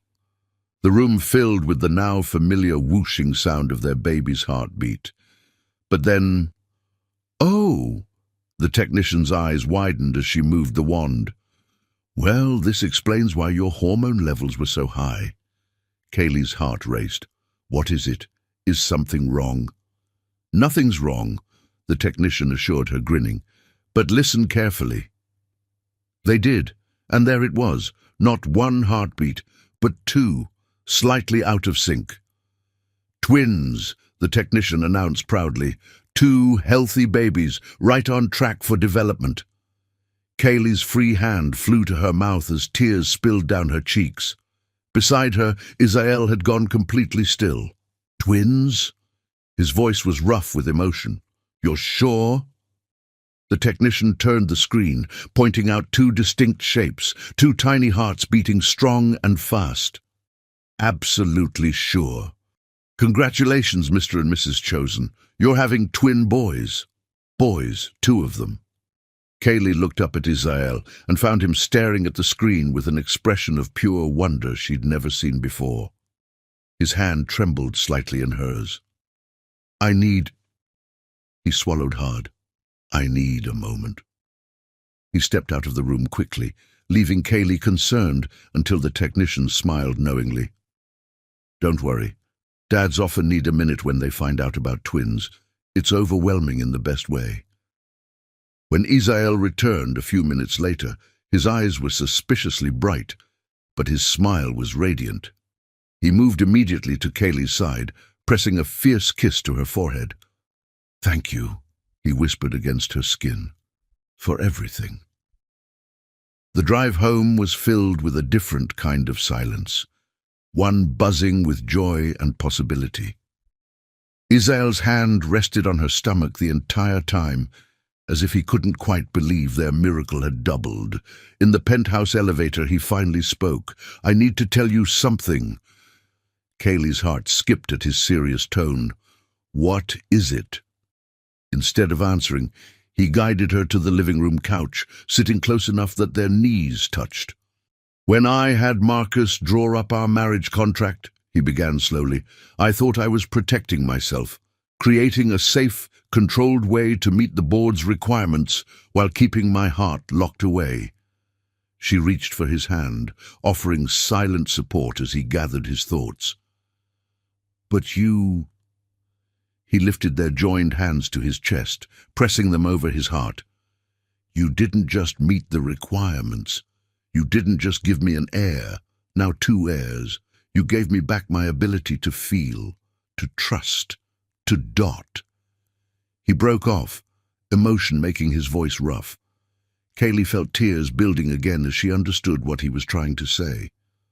"To love," she whispered. His eyes met hers, intense and vulnerable. "Yes," he admitted softly. "I love you, Kaylee. Not because of the contract, not because of the babies, but because you walked into my life and made me whole again." Joy burst in her chest like sunshine through clouds. "I love you too," she said through happy tears. "So much." He pulled her into his lap, kissing her with a passion that made her head spin. When they parted, both breathing heavily, he rested his forehead against hers. "Marry me," he murmured. She laughed softly. "We are married." "No." He pulled back to meet her eyes. "Marry me for real. No contracts, no business arrangements. Just us, our boys, and love." "Yes," she whispered, happy tears falling. "Yes, to all of it." He kissed her again, tender and fierce at once, his hands cradling her still flat stomach where their sons grew strong. The moment was interrupted by his phone buzzing urgently. The FBI, they'd found something in Hartford's files. Reality crashed back in, but differently now. They weren't just fighting for the company anymore, but for their family's future, their son's future. Isael's expression hardened as he read the message, but his touch remained gentle on her stomach. "We end this," he said firmly, "all of it. Then we focus on what matters, you and our boys." Kaylee covered his hands with hers, feeling the strength of his love surrounding her. "Together. Always," he promised, and sealed it with a kiss that felt like coming home. Later that night, as they lay in bed with his hands protectively cradling her stomach, Kaylee realized that their contract marriage had given them something no legal document could have predicted. A love story written in board meetings and business deals, in quiet moments and shared battles, in twin heartbeats and promises of forever. And somewhere across town, unbeknownst to them, Adrian Hartford was making plans that would test that love to its very limits. Chapter 9. Confessions Under Fire. The first warning came silently, a slight flicker in the penthouse's security monitors at 2:43 a.m. In their bedroom, Kaylee stirred, one hand protectively covering her 16-week pregnant belly, where their twin boys grew strong. Her analyst's instincts, honed by months of watching for threats, registered the abnormality even before the alarms triggered. "Isael," she whispered, reaching for her husband. The bed beside her was empty but still warm. He'd been working late in his study, reviewing Project Phoenix files. The security panel by their door flashed red. Breach detected. Server room level. Her tablet lit up with cascading alerts. Firewall breaches, security protocols failing in sequence, emergency systems activating throughout the building. This wasn't a random hack. This was a carefully orchestrated attack. The bedroom door opened, and Kaylee tensed until Isael's familiar silhouette appeared. Even in crisis, he moved with controlled precision, already changed from his sleep clothes into tactical gear she hadn't known he owned. Stay calm, he said quietly, moving to the wall safe hidden behind their wedding photo. Security teams are mobilizing, but someone's disabled the elevator protocols. They're coming up. The Project Phoenix files? She asked, already knowing the answer. Being accessed directly from our servers. He removed a handgun and what looked like body armor. They're erasing their tracks. Kaylee's mind raced as she quickly changed into practical clothes, noting how Israel positioned himself between her and the windows. After last week's ultrasound revealing their twins, his protective instincts had intensified. Now, with active threats in the building, she could practically feel his tension. "Marcus is 5 minutes out with tactical support," he reported, checking his phone. "But we're not waiting. The panic room in my office—" "No," she interrupted, moving to her laptop. "The server room first. I installed a backup system after the brick incident.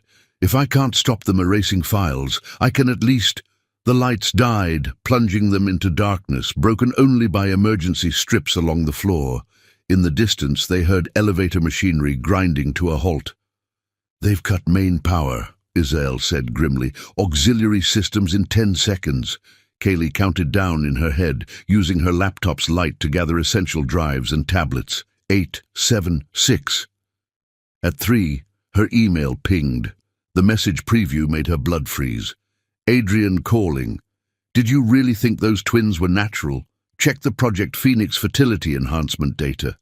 Time to see what our formula can really do." Understanding hit like a physical blow. "The twins," she breathed, hand pressing against her stomach where their sons moved restlessly, sensing her distress.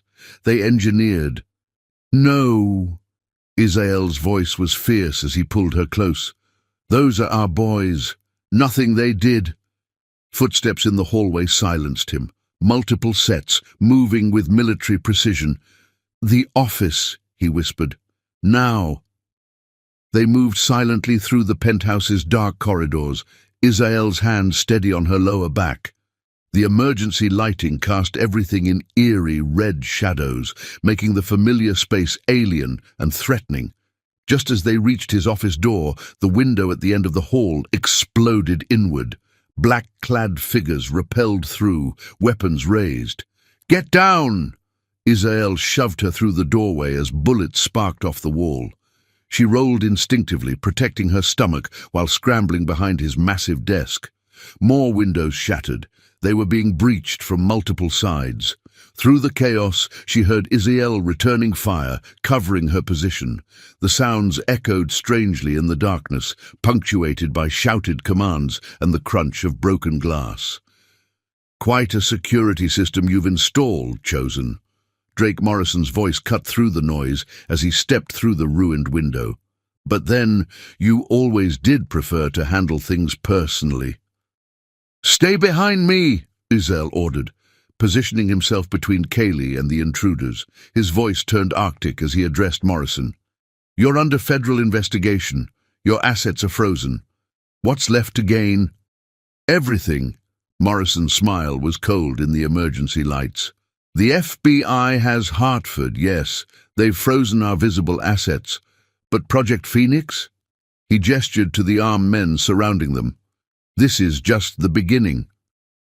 "The fertility drugs," Kaylee said from behind Israel, her analytical mind still working despite the fear. "You were testing compounds, among other things." Morrison's eyes fixed on her stomach, making Israel tense further. "Though I must say, you proved a more successful test subject than we anticipated. Twins on the first try. Rather impressive results." Pure rage flashed across Israel's face at the implied threat to their children.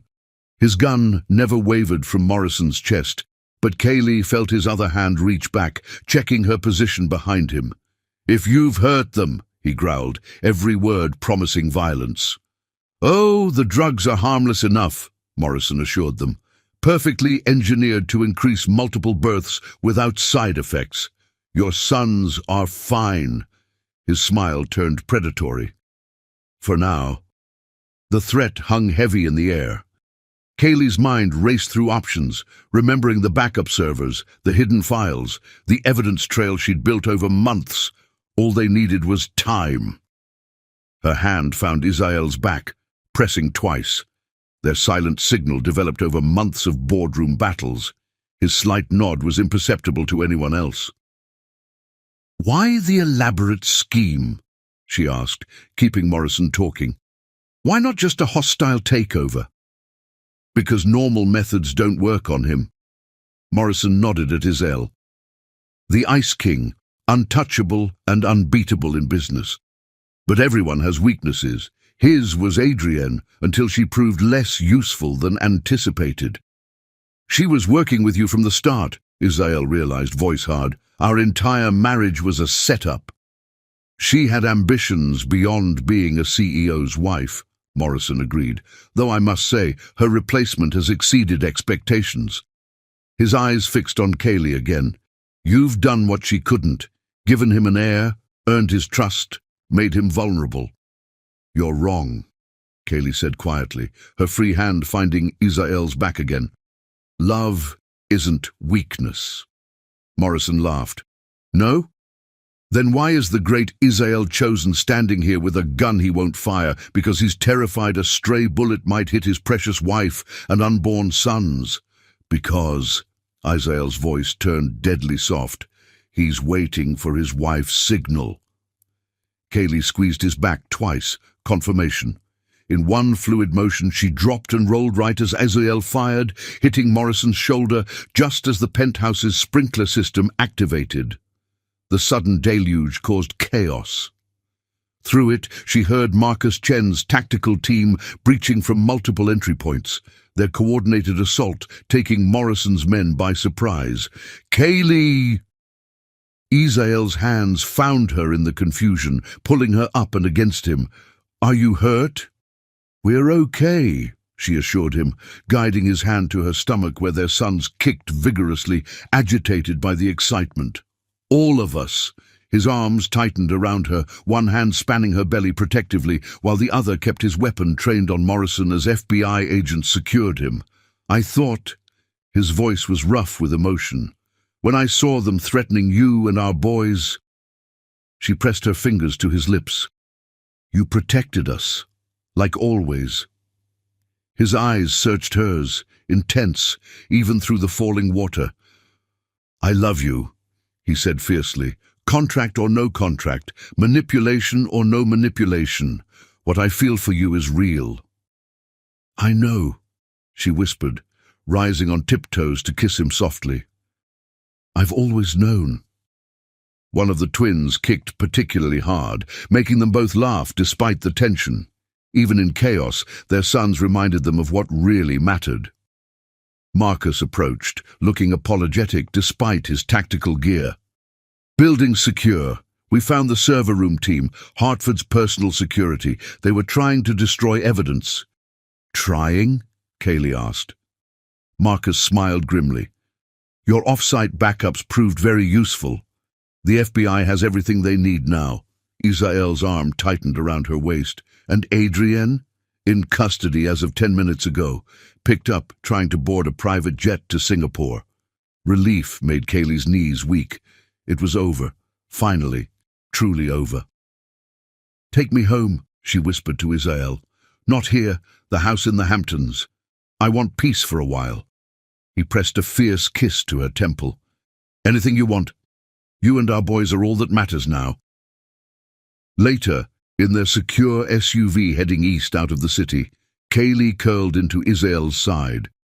His hand rested protectively over their sons, who had finally settled after the excitement. "They're calm now," she murmured. "Fighting spirit," he said softly, "like their mother." She looked up at him, studying his beloved face in the passing lights. "Does it bother you that they used those drugs?" "No." His answer was immediate and firm.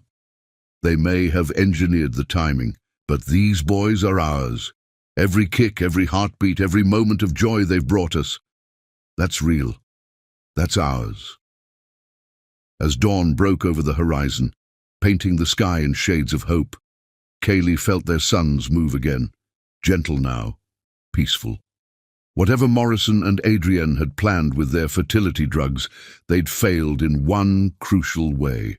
Love couldn't be engineered or controlled. Real love, like the kind growing between them and their unborn sons, could only be chosen, cherished, and protected. And in that, they had already won. The Hamptons' house waited ahead, promising sanctuary and peace. Behind them, the FBI was unraveling Project Phoenix's full scope. But in that moment, with Isael's arms around her and their boys safe beneath her heart, Kaylee knew the real victory had nothing to do with business or revenge. They had fought for this love, chosen it despite manipulation and danger. Their sons might have been engineered by their enemies' schemes, but they would be born into a family forged by something stronger than any contract. A love that had transformed both ice and fear into unshakable trust. And that was a victory worth all the battles it had taken to win it. Chapter 10. Twin Blessings. The Hamptons' estate was bathed in early morning light when Kaylee's water broke 3 weeks before her due date. She'd been in the garden enjoying the peace they'd found here over the past months, while Isael worked remotely, keeping the company running from his home office to stay close to her. "Isael," she called, one hand bracing against a rose trellis while the other cradled her prominent belly. Their sons had been particularly active all morning. She should have recognized it as a sign. He appeared almost instantly, as if he'd been watching from his office window. One look at her face, and he was moving, swift and sure. "Now?" he asked, already supporting her weight. She nodded, managing a smile despite the first contraction building. "Your sons are apparently as impatient as their father." His laugh was slightly shaky as he helped her inside. Everything was prepared, hospital bags packed, security protocols in place, their private medical team on standby. After the confrontation with Morrison 3 months ago, they'd left nothing to chance. "Marcus," Isael spoke into his phone while guiding her to the car. "It's time. Full security protocol alpha." The drive to the private medical facility was a blur of increasing contractions and Isael's steady presence. He never let go of her hand, even while coordinating with security teams and medical staff. "I've got you," he murmured repeatedly, pressing kisses to her knuckles. "You're doing so well, my love." Despite the pain, Kaylee couldn't help smiling at the endearment. The Ice King had melted completely in these past months, showing her a tenderness that still took her breath away. The medical facility was already locked down when they arrived, security teams visible at every entrance. Their FBI liaison had insisted on maintaining protection until Morrison and Adrienne's trials were complete. "Mrs. Chosen," Dr. Reynolds greeted them as they entered the maternity suite. "Let's check on these boys of yours." The next few hours passed in a haze of monitored contractions and careful preparations. Isael never left her side, alternating between fierce protectiveness when speaking to security or medical staff and incredible gentleness with her. "Talk to me," Kaylee gasped during a particularly strong contraction. "Distract me." He pressed a cool cloth to her forehead, his other hand still firmly in hers. "Do you remember our first morning in the Hamptons, after everything with Morrison?" She nodded, focusing on his voice.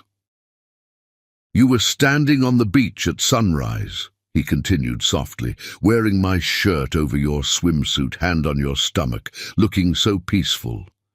That's when I knew." "Knew what?" she managed between breaths. "That I wanted to spend every sunrise for the rest of my life with you." His voice roughened with emotion. "Not because of the contract, not because of the babies, but because you make every moment better just by being in it." Tears mixed with sweat on her cheeks. "Save the romance for when I'm not trying to push out your children," she teased weakly. His laugh was interrupted by Dr. Reynolds returning. All right, Mrs. Chosen, you're fully dilated. Time to meet these boys. What followed was intense and wonderful and terrifying all at once. Isael held her hand through every push, whispering encouragement and love. When their first son's cry pierced the air, his breath caught audibly. "He's perfect," Dr. Reynolds announced, placing the squalling infant briefly on Kaylee's chest before whisking him away for quick checks. And his brothers right behind him. 4 minutes later, their second son arrived, his cry just as strong as his brother's. Kaylee collapsed back against the pillows, exhausted but elated as the medical team cleaned and examined both babies. "They're both healthy," Dr. Reynolds assured them. "Good size for twins, 6 pounds 2 ounces and 6 pounds even. Ready to meet them properly?" Isael helped Kaylee sit up as the nurses brought their sons, now cleaned and swaddled. The moment the first baby was placed in her arms, everything else fell away. All the conspiracy, the danger, the contracts and business deals that had brought them here. There was only this, their perfect boys, their love, their family. "Aiden," she whispered to the baby in her arms. They'd chosen names weeks ago. Isael cradled their second son, looking down at him with wonder. "Ethan," he murmured, then laughed softly as tiny fingers gripped his thumb. "Strong already, like their mother." "Like both of us," she corrected, looking up at him with tears of joy. "We did this together." His eyes met hers, full of love and amazement. "We did everything together, from that first meeting in my office to this moment right now." He shifted carefully to sit beside her on the bed, arranging Ethan so both twins were close together. "You gave me so much more than an heir, Kaylee. You gave me a family, a real one." She leaned against his shoulder, watching their sons, Aiden with her green eyes, Ethan with Isael's steel grey. Both had their father's dark hair and her delicate features, perfect combinations of them both. "Your sister's outside," a nurse informed them softly, "along with Mr. Chen and your security team. They're rather insistent about meeting the newest Chosens." Isael looked to Kaylee for permission. At her nod, he called them in. Rain entered first, tears already flowing as she saw the babies.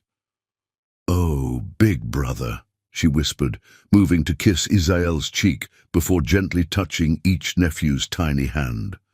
"They're beautiful." Marcus stayed by the door, professional as always, but his smile was genuine. "Congratulations, sir. Ma'am, security reports all clear, and the FBI has doubled patrols until you're ready to return home."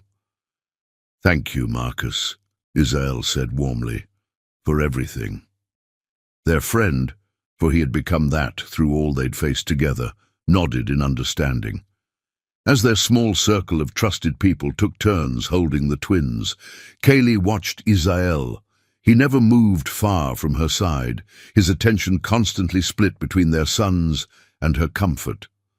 The fierce protectiveness she'd first glimpsed during their wedding night had evolved into something even stronger, a deep, unshakable devotion to his family. Later, when they were alone again with their sleeping sons in their hospital bassinets, Isael pulled something from his jacket pocket, a familiar velvet box. "I had this resized," he said softly, opening it to reveal her engagement ring, the one he'd given her that first day. "I thought, maybe it's time to make things official. No contracts this time, just us, our boys, and a promise of forever." Kaylee's heart swelled as he slipped the ring onto her finger. "I thought we were already official," she teased gently. "The first time was a business arrangement that turned into love," he murmured, pressing a kiss to her knuckles just above the ring. "This time it's a choice, my choice, to love you and our sons for the rest of my life. No conditions, no terms, no end date. Just love," she whispered, drawing him down for a tender kiss. "Just love," he agreed against her lips. A small cry from one of the bassinets interrupted them. Isael moved immediately to check on the twins, lifting Aidan with practiced gentleness. "Hungry already?" he asked softly, bringing their son to Kaylee. "Just like your mother, always thinking ahead." As she settled Aidan to nurse, Ethan began fussing too. Soon, Isael was seated beside her on the bed, cradling their second son as he waited his turn. "I never thought I could have this," he admitted quietly, watching their children with wonder. "After Adrienne, I thought love was just another business transaction, something to be negotiated and managed." "And now?" Kaylee asked, shifting Aidan to her shoulder to burp him. Isael's free hand came up to cup her cheek. "Now I know it's the most powerful force in the world. Strong enough to break through every wall, heal every wound, create miracles like these." He nodded to their sons. "Strong enough to turn a contract into a covenant." As if in agreement, both twins made small, contented sounds. Kaylee laughed softly, trading babies with Isael so Ethan could nurse. "We should send Morrison a thank-you note," she mused. "Without his schemes, we might never have found each other." "I would have found you," Isael said with quiet certainty. "Maybe not as quickly, maybe not as dramatically, but souls like ours, they're meant to meet." Looking at their family, this miracle born from business arrangements and conspiracies, but transformed by genuine love, Kaylee knew he was right. Some love stories started with grand gestures or chance meetings. Theirs had started with contracts and conditions, with walls built high and hearts carefully guarded. But that only made its triumph more beautiful, a reminder that real love couldn't be engineered or controlled, only chosen, cherished, and allowed to grow into something stronger than any force trying to break it. As their sons drifted to sleep in their arms, Kaylee met Isael's adoring gaze and knew that this was just the beginning of their real story together. Chapter 11. Web of Deceit. 3 months after the twins' birth, Kaylee sat in her restored office next to Isael's, surrounded by financial records that told a story far deeper than simple corporate espionage. Aidan and Ethan slept peacefully in the adjacent nursery, a space that represented everything Adrienne had tried and failed to achieve. Her laptop pinged with an alert from one of her tracking programs. The document that appeared made her blood run cold. Adoption papers from 20 years ago, sealed by court order. Adrienne Reynolds, age 7, adopted by the wealthy Reynolds family after 3 years in foster care. "Isael," she called softly, mindful of the sleeping twins. "I found something different." He appeared in her doorway instantly, attuned to her voice after months of marriage and parenthood. His expression shifted as he read the documents over her shoulder. "She never mentioned being adopted," he said quietly. "There's more." Kaylee pulled up additional files.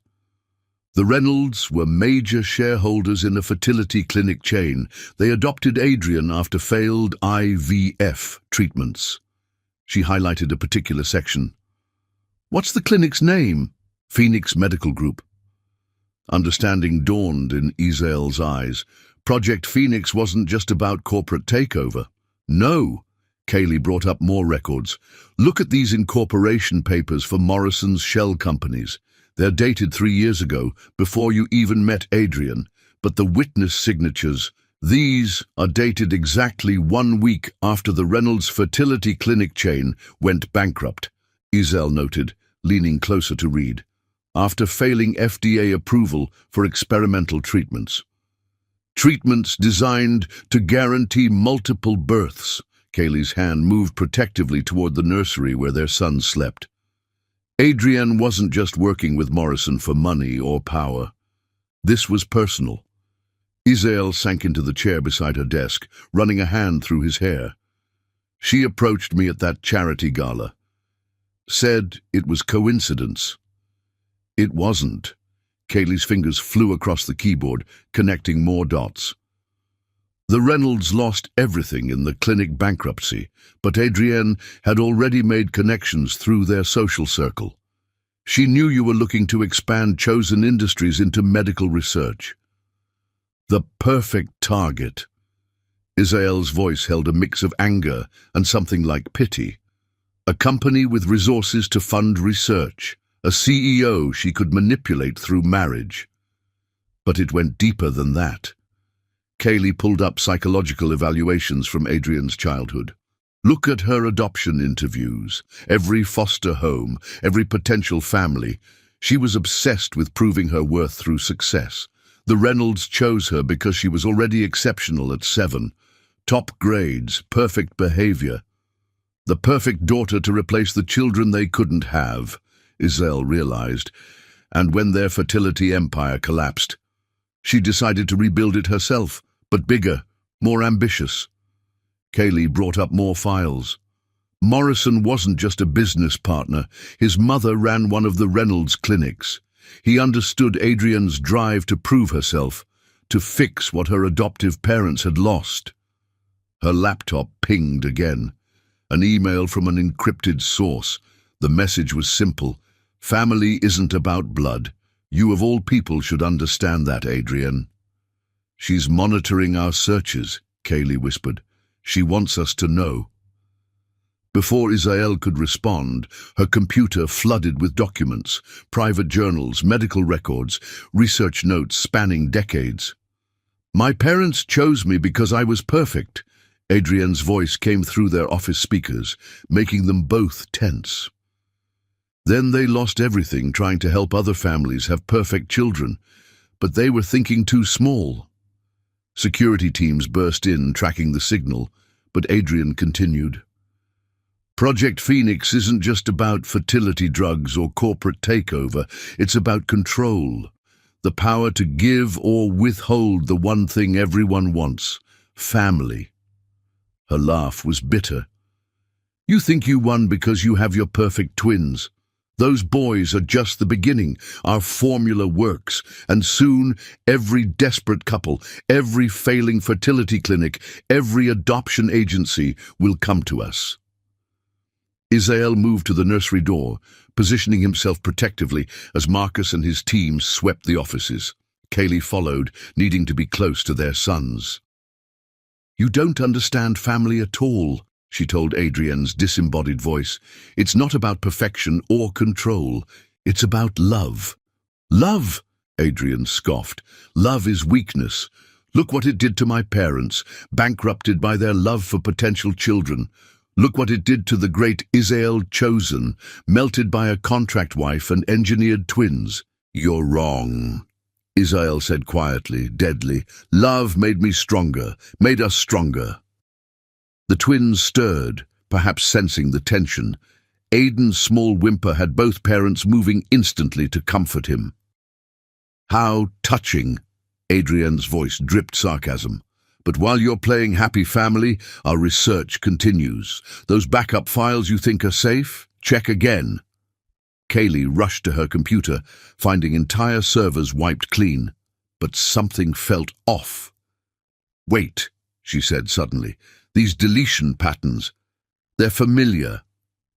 Her fingers flew across the keyboard following a hunch. The original Project Phoenix files, the ones stolen from the FBI. They weren't stolen at all. Understanding dawned. You planted them, she told Adrian.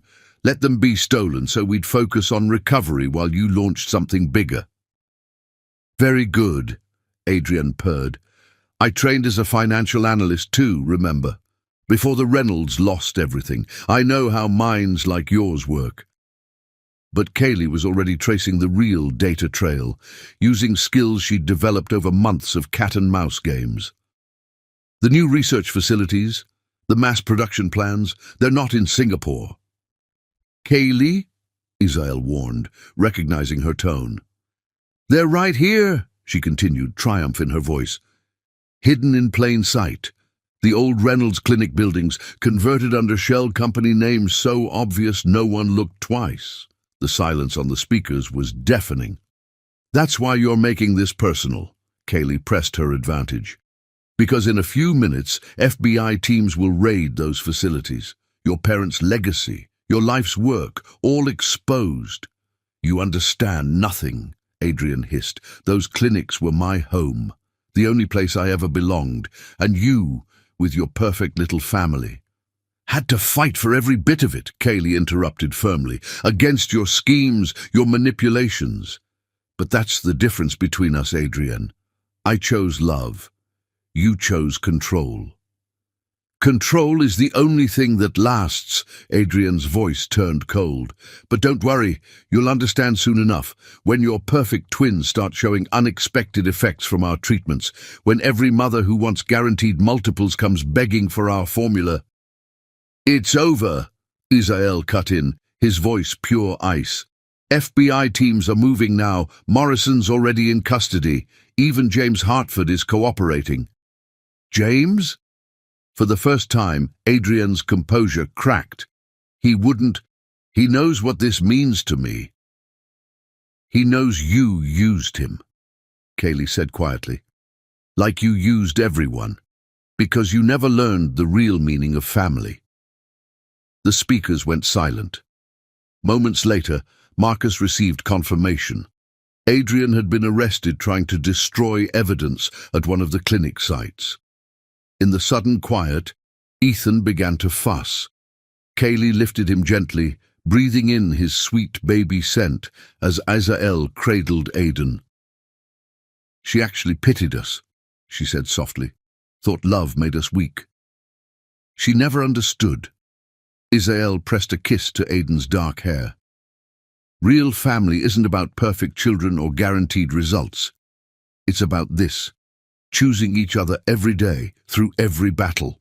The twins, as if sensing the moment's importance, reached for each other across their parents' arms.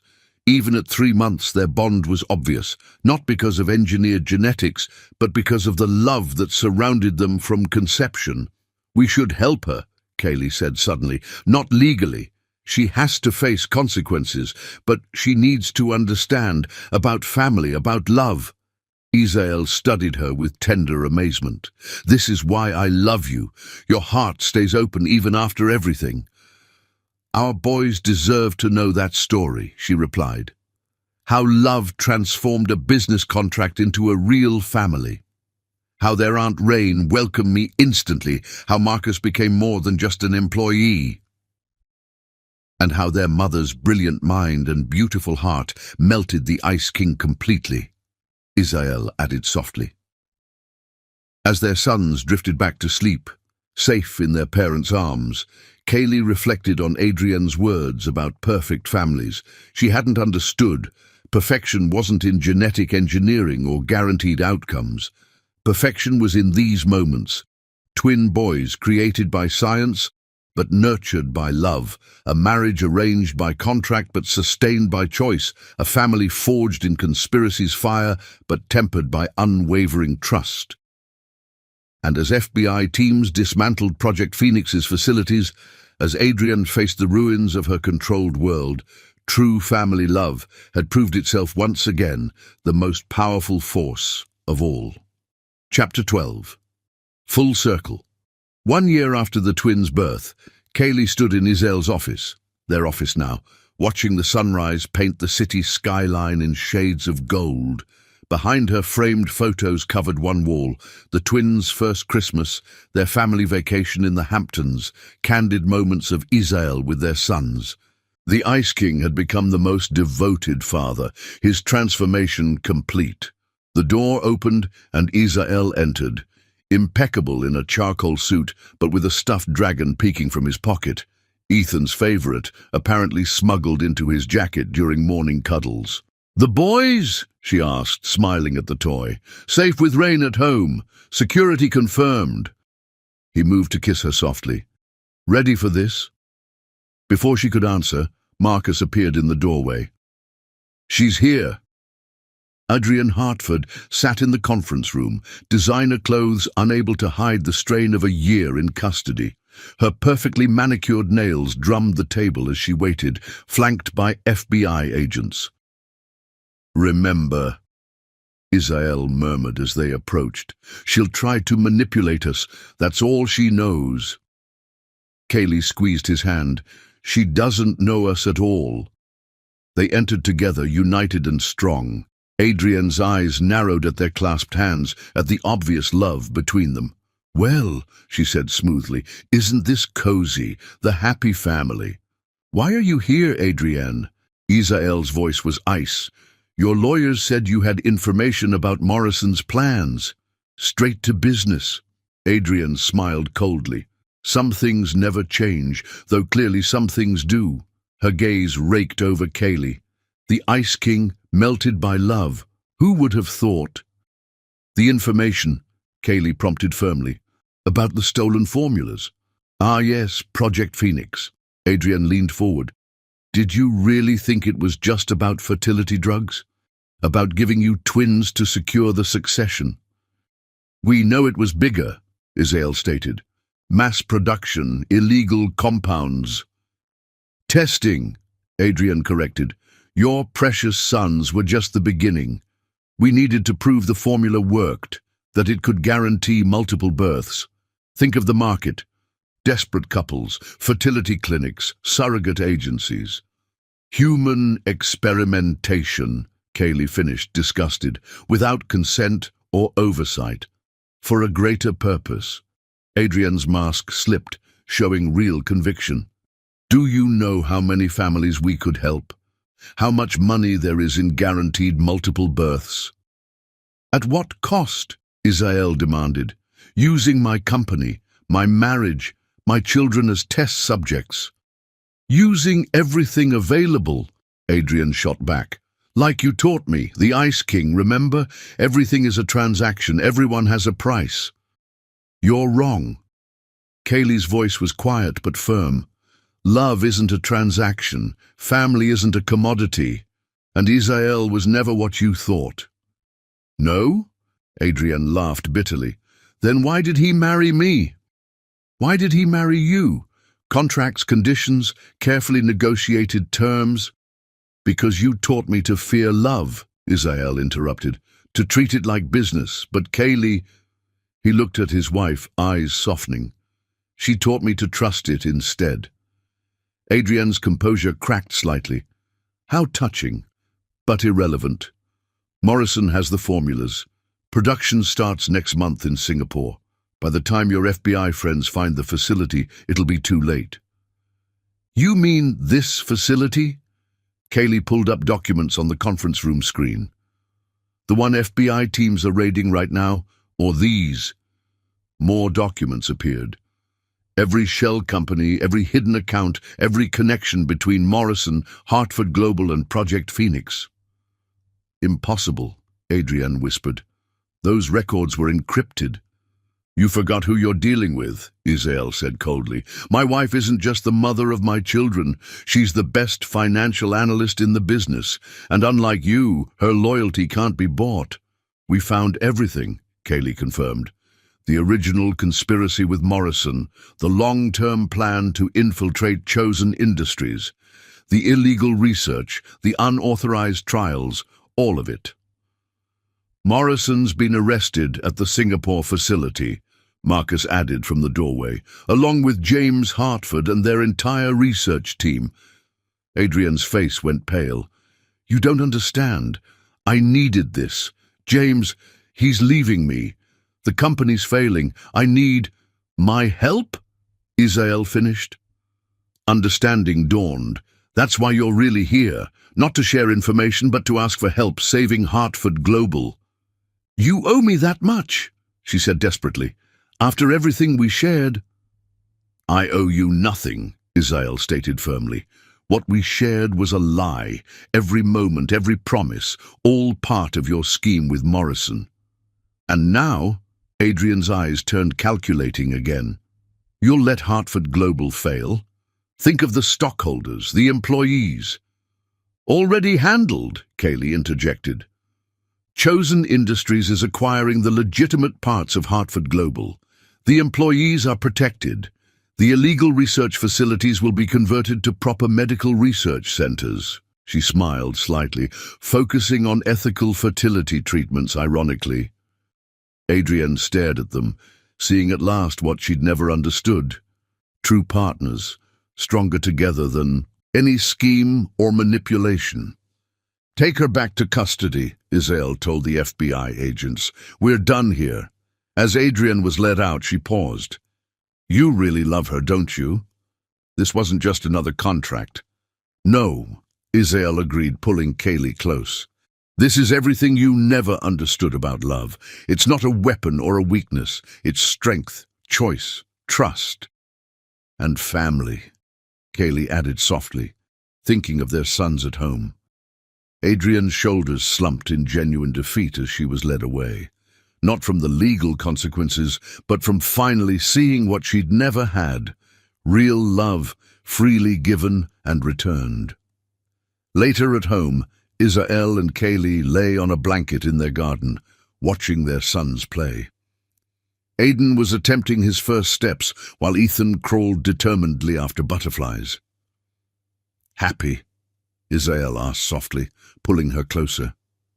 "Complete," she corrected, tilting her face up for a kiss. "Though, what?" She guided his hand to her stomach, still flat but holding a new secret. "Getting more complete every day." His eyes widened. "Really? You're sure?" "Doctor confirmed it yesterday," she smiled. "No fertility drugs needed this time, just us and love." His kiss was passionate, joyful, full of promises for their future. When they parted, both breathless, he pressed his forehead to hers in their special gesture. "I love you," he whispered. "Contract wife, real wife, mother of my children, partner in everything." "I love you too," she replied. "Ice King, devoted father, my strength, my heart." A squeal of triumph made them look up. Aiden had managed 3 wobbly steps before plopping down, grinning proudly. Ethan abandoned his butterfly chase to clap for his brother. As they moved to gather their sons close, celebrating the small victory as a family, Kaylee marveled at their journey. From cold contracts to warm embraces, from business arrangements to boundless love. Their enemies had tried to use marriage as a trap, children as chains, love as a weapon. Instead, they'd found the greatest truth of all, that real love, chosen and cherished, was the strongest force in the world, strong enough to melt ice, heal wounds, create miracles.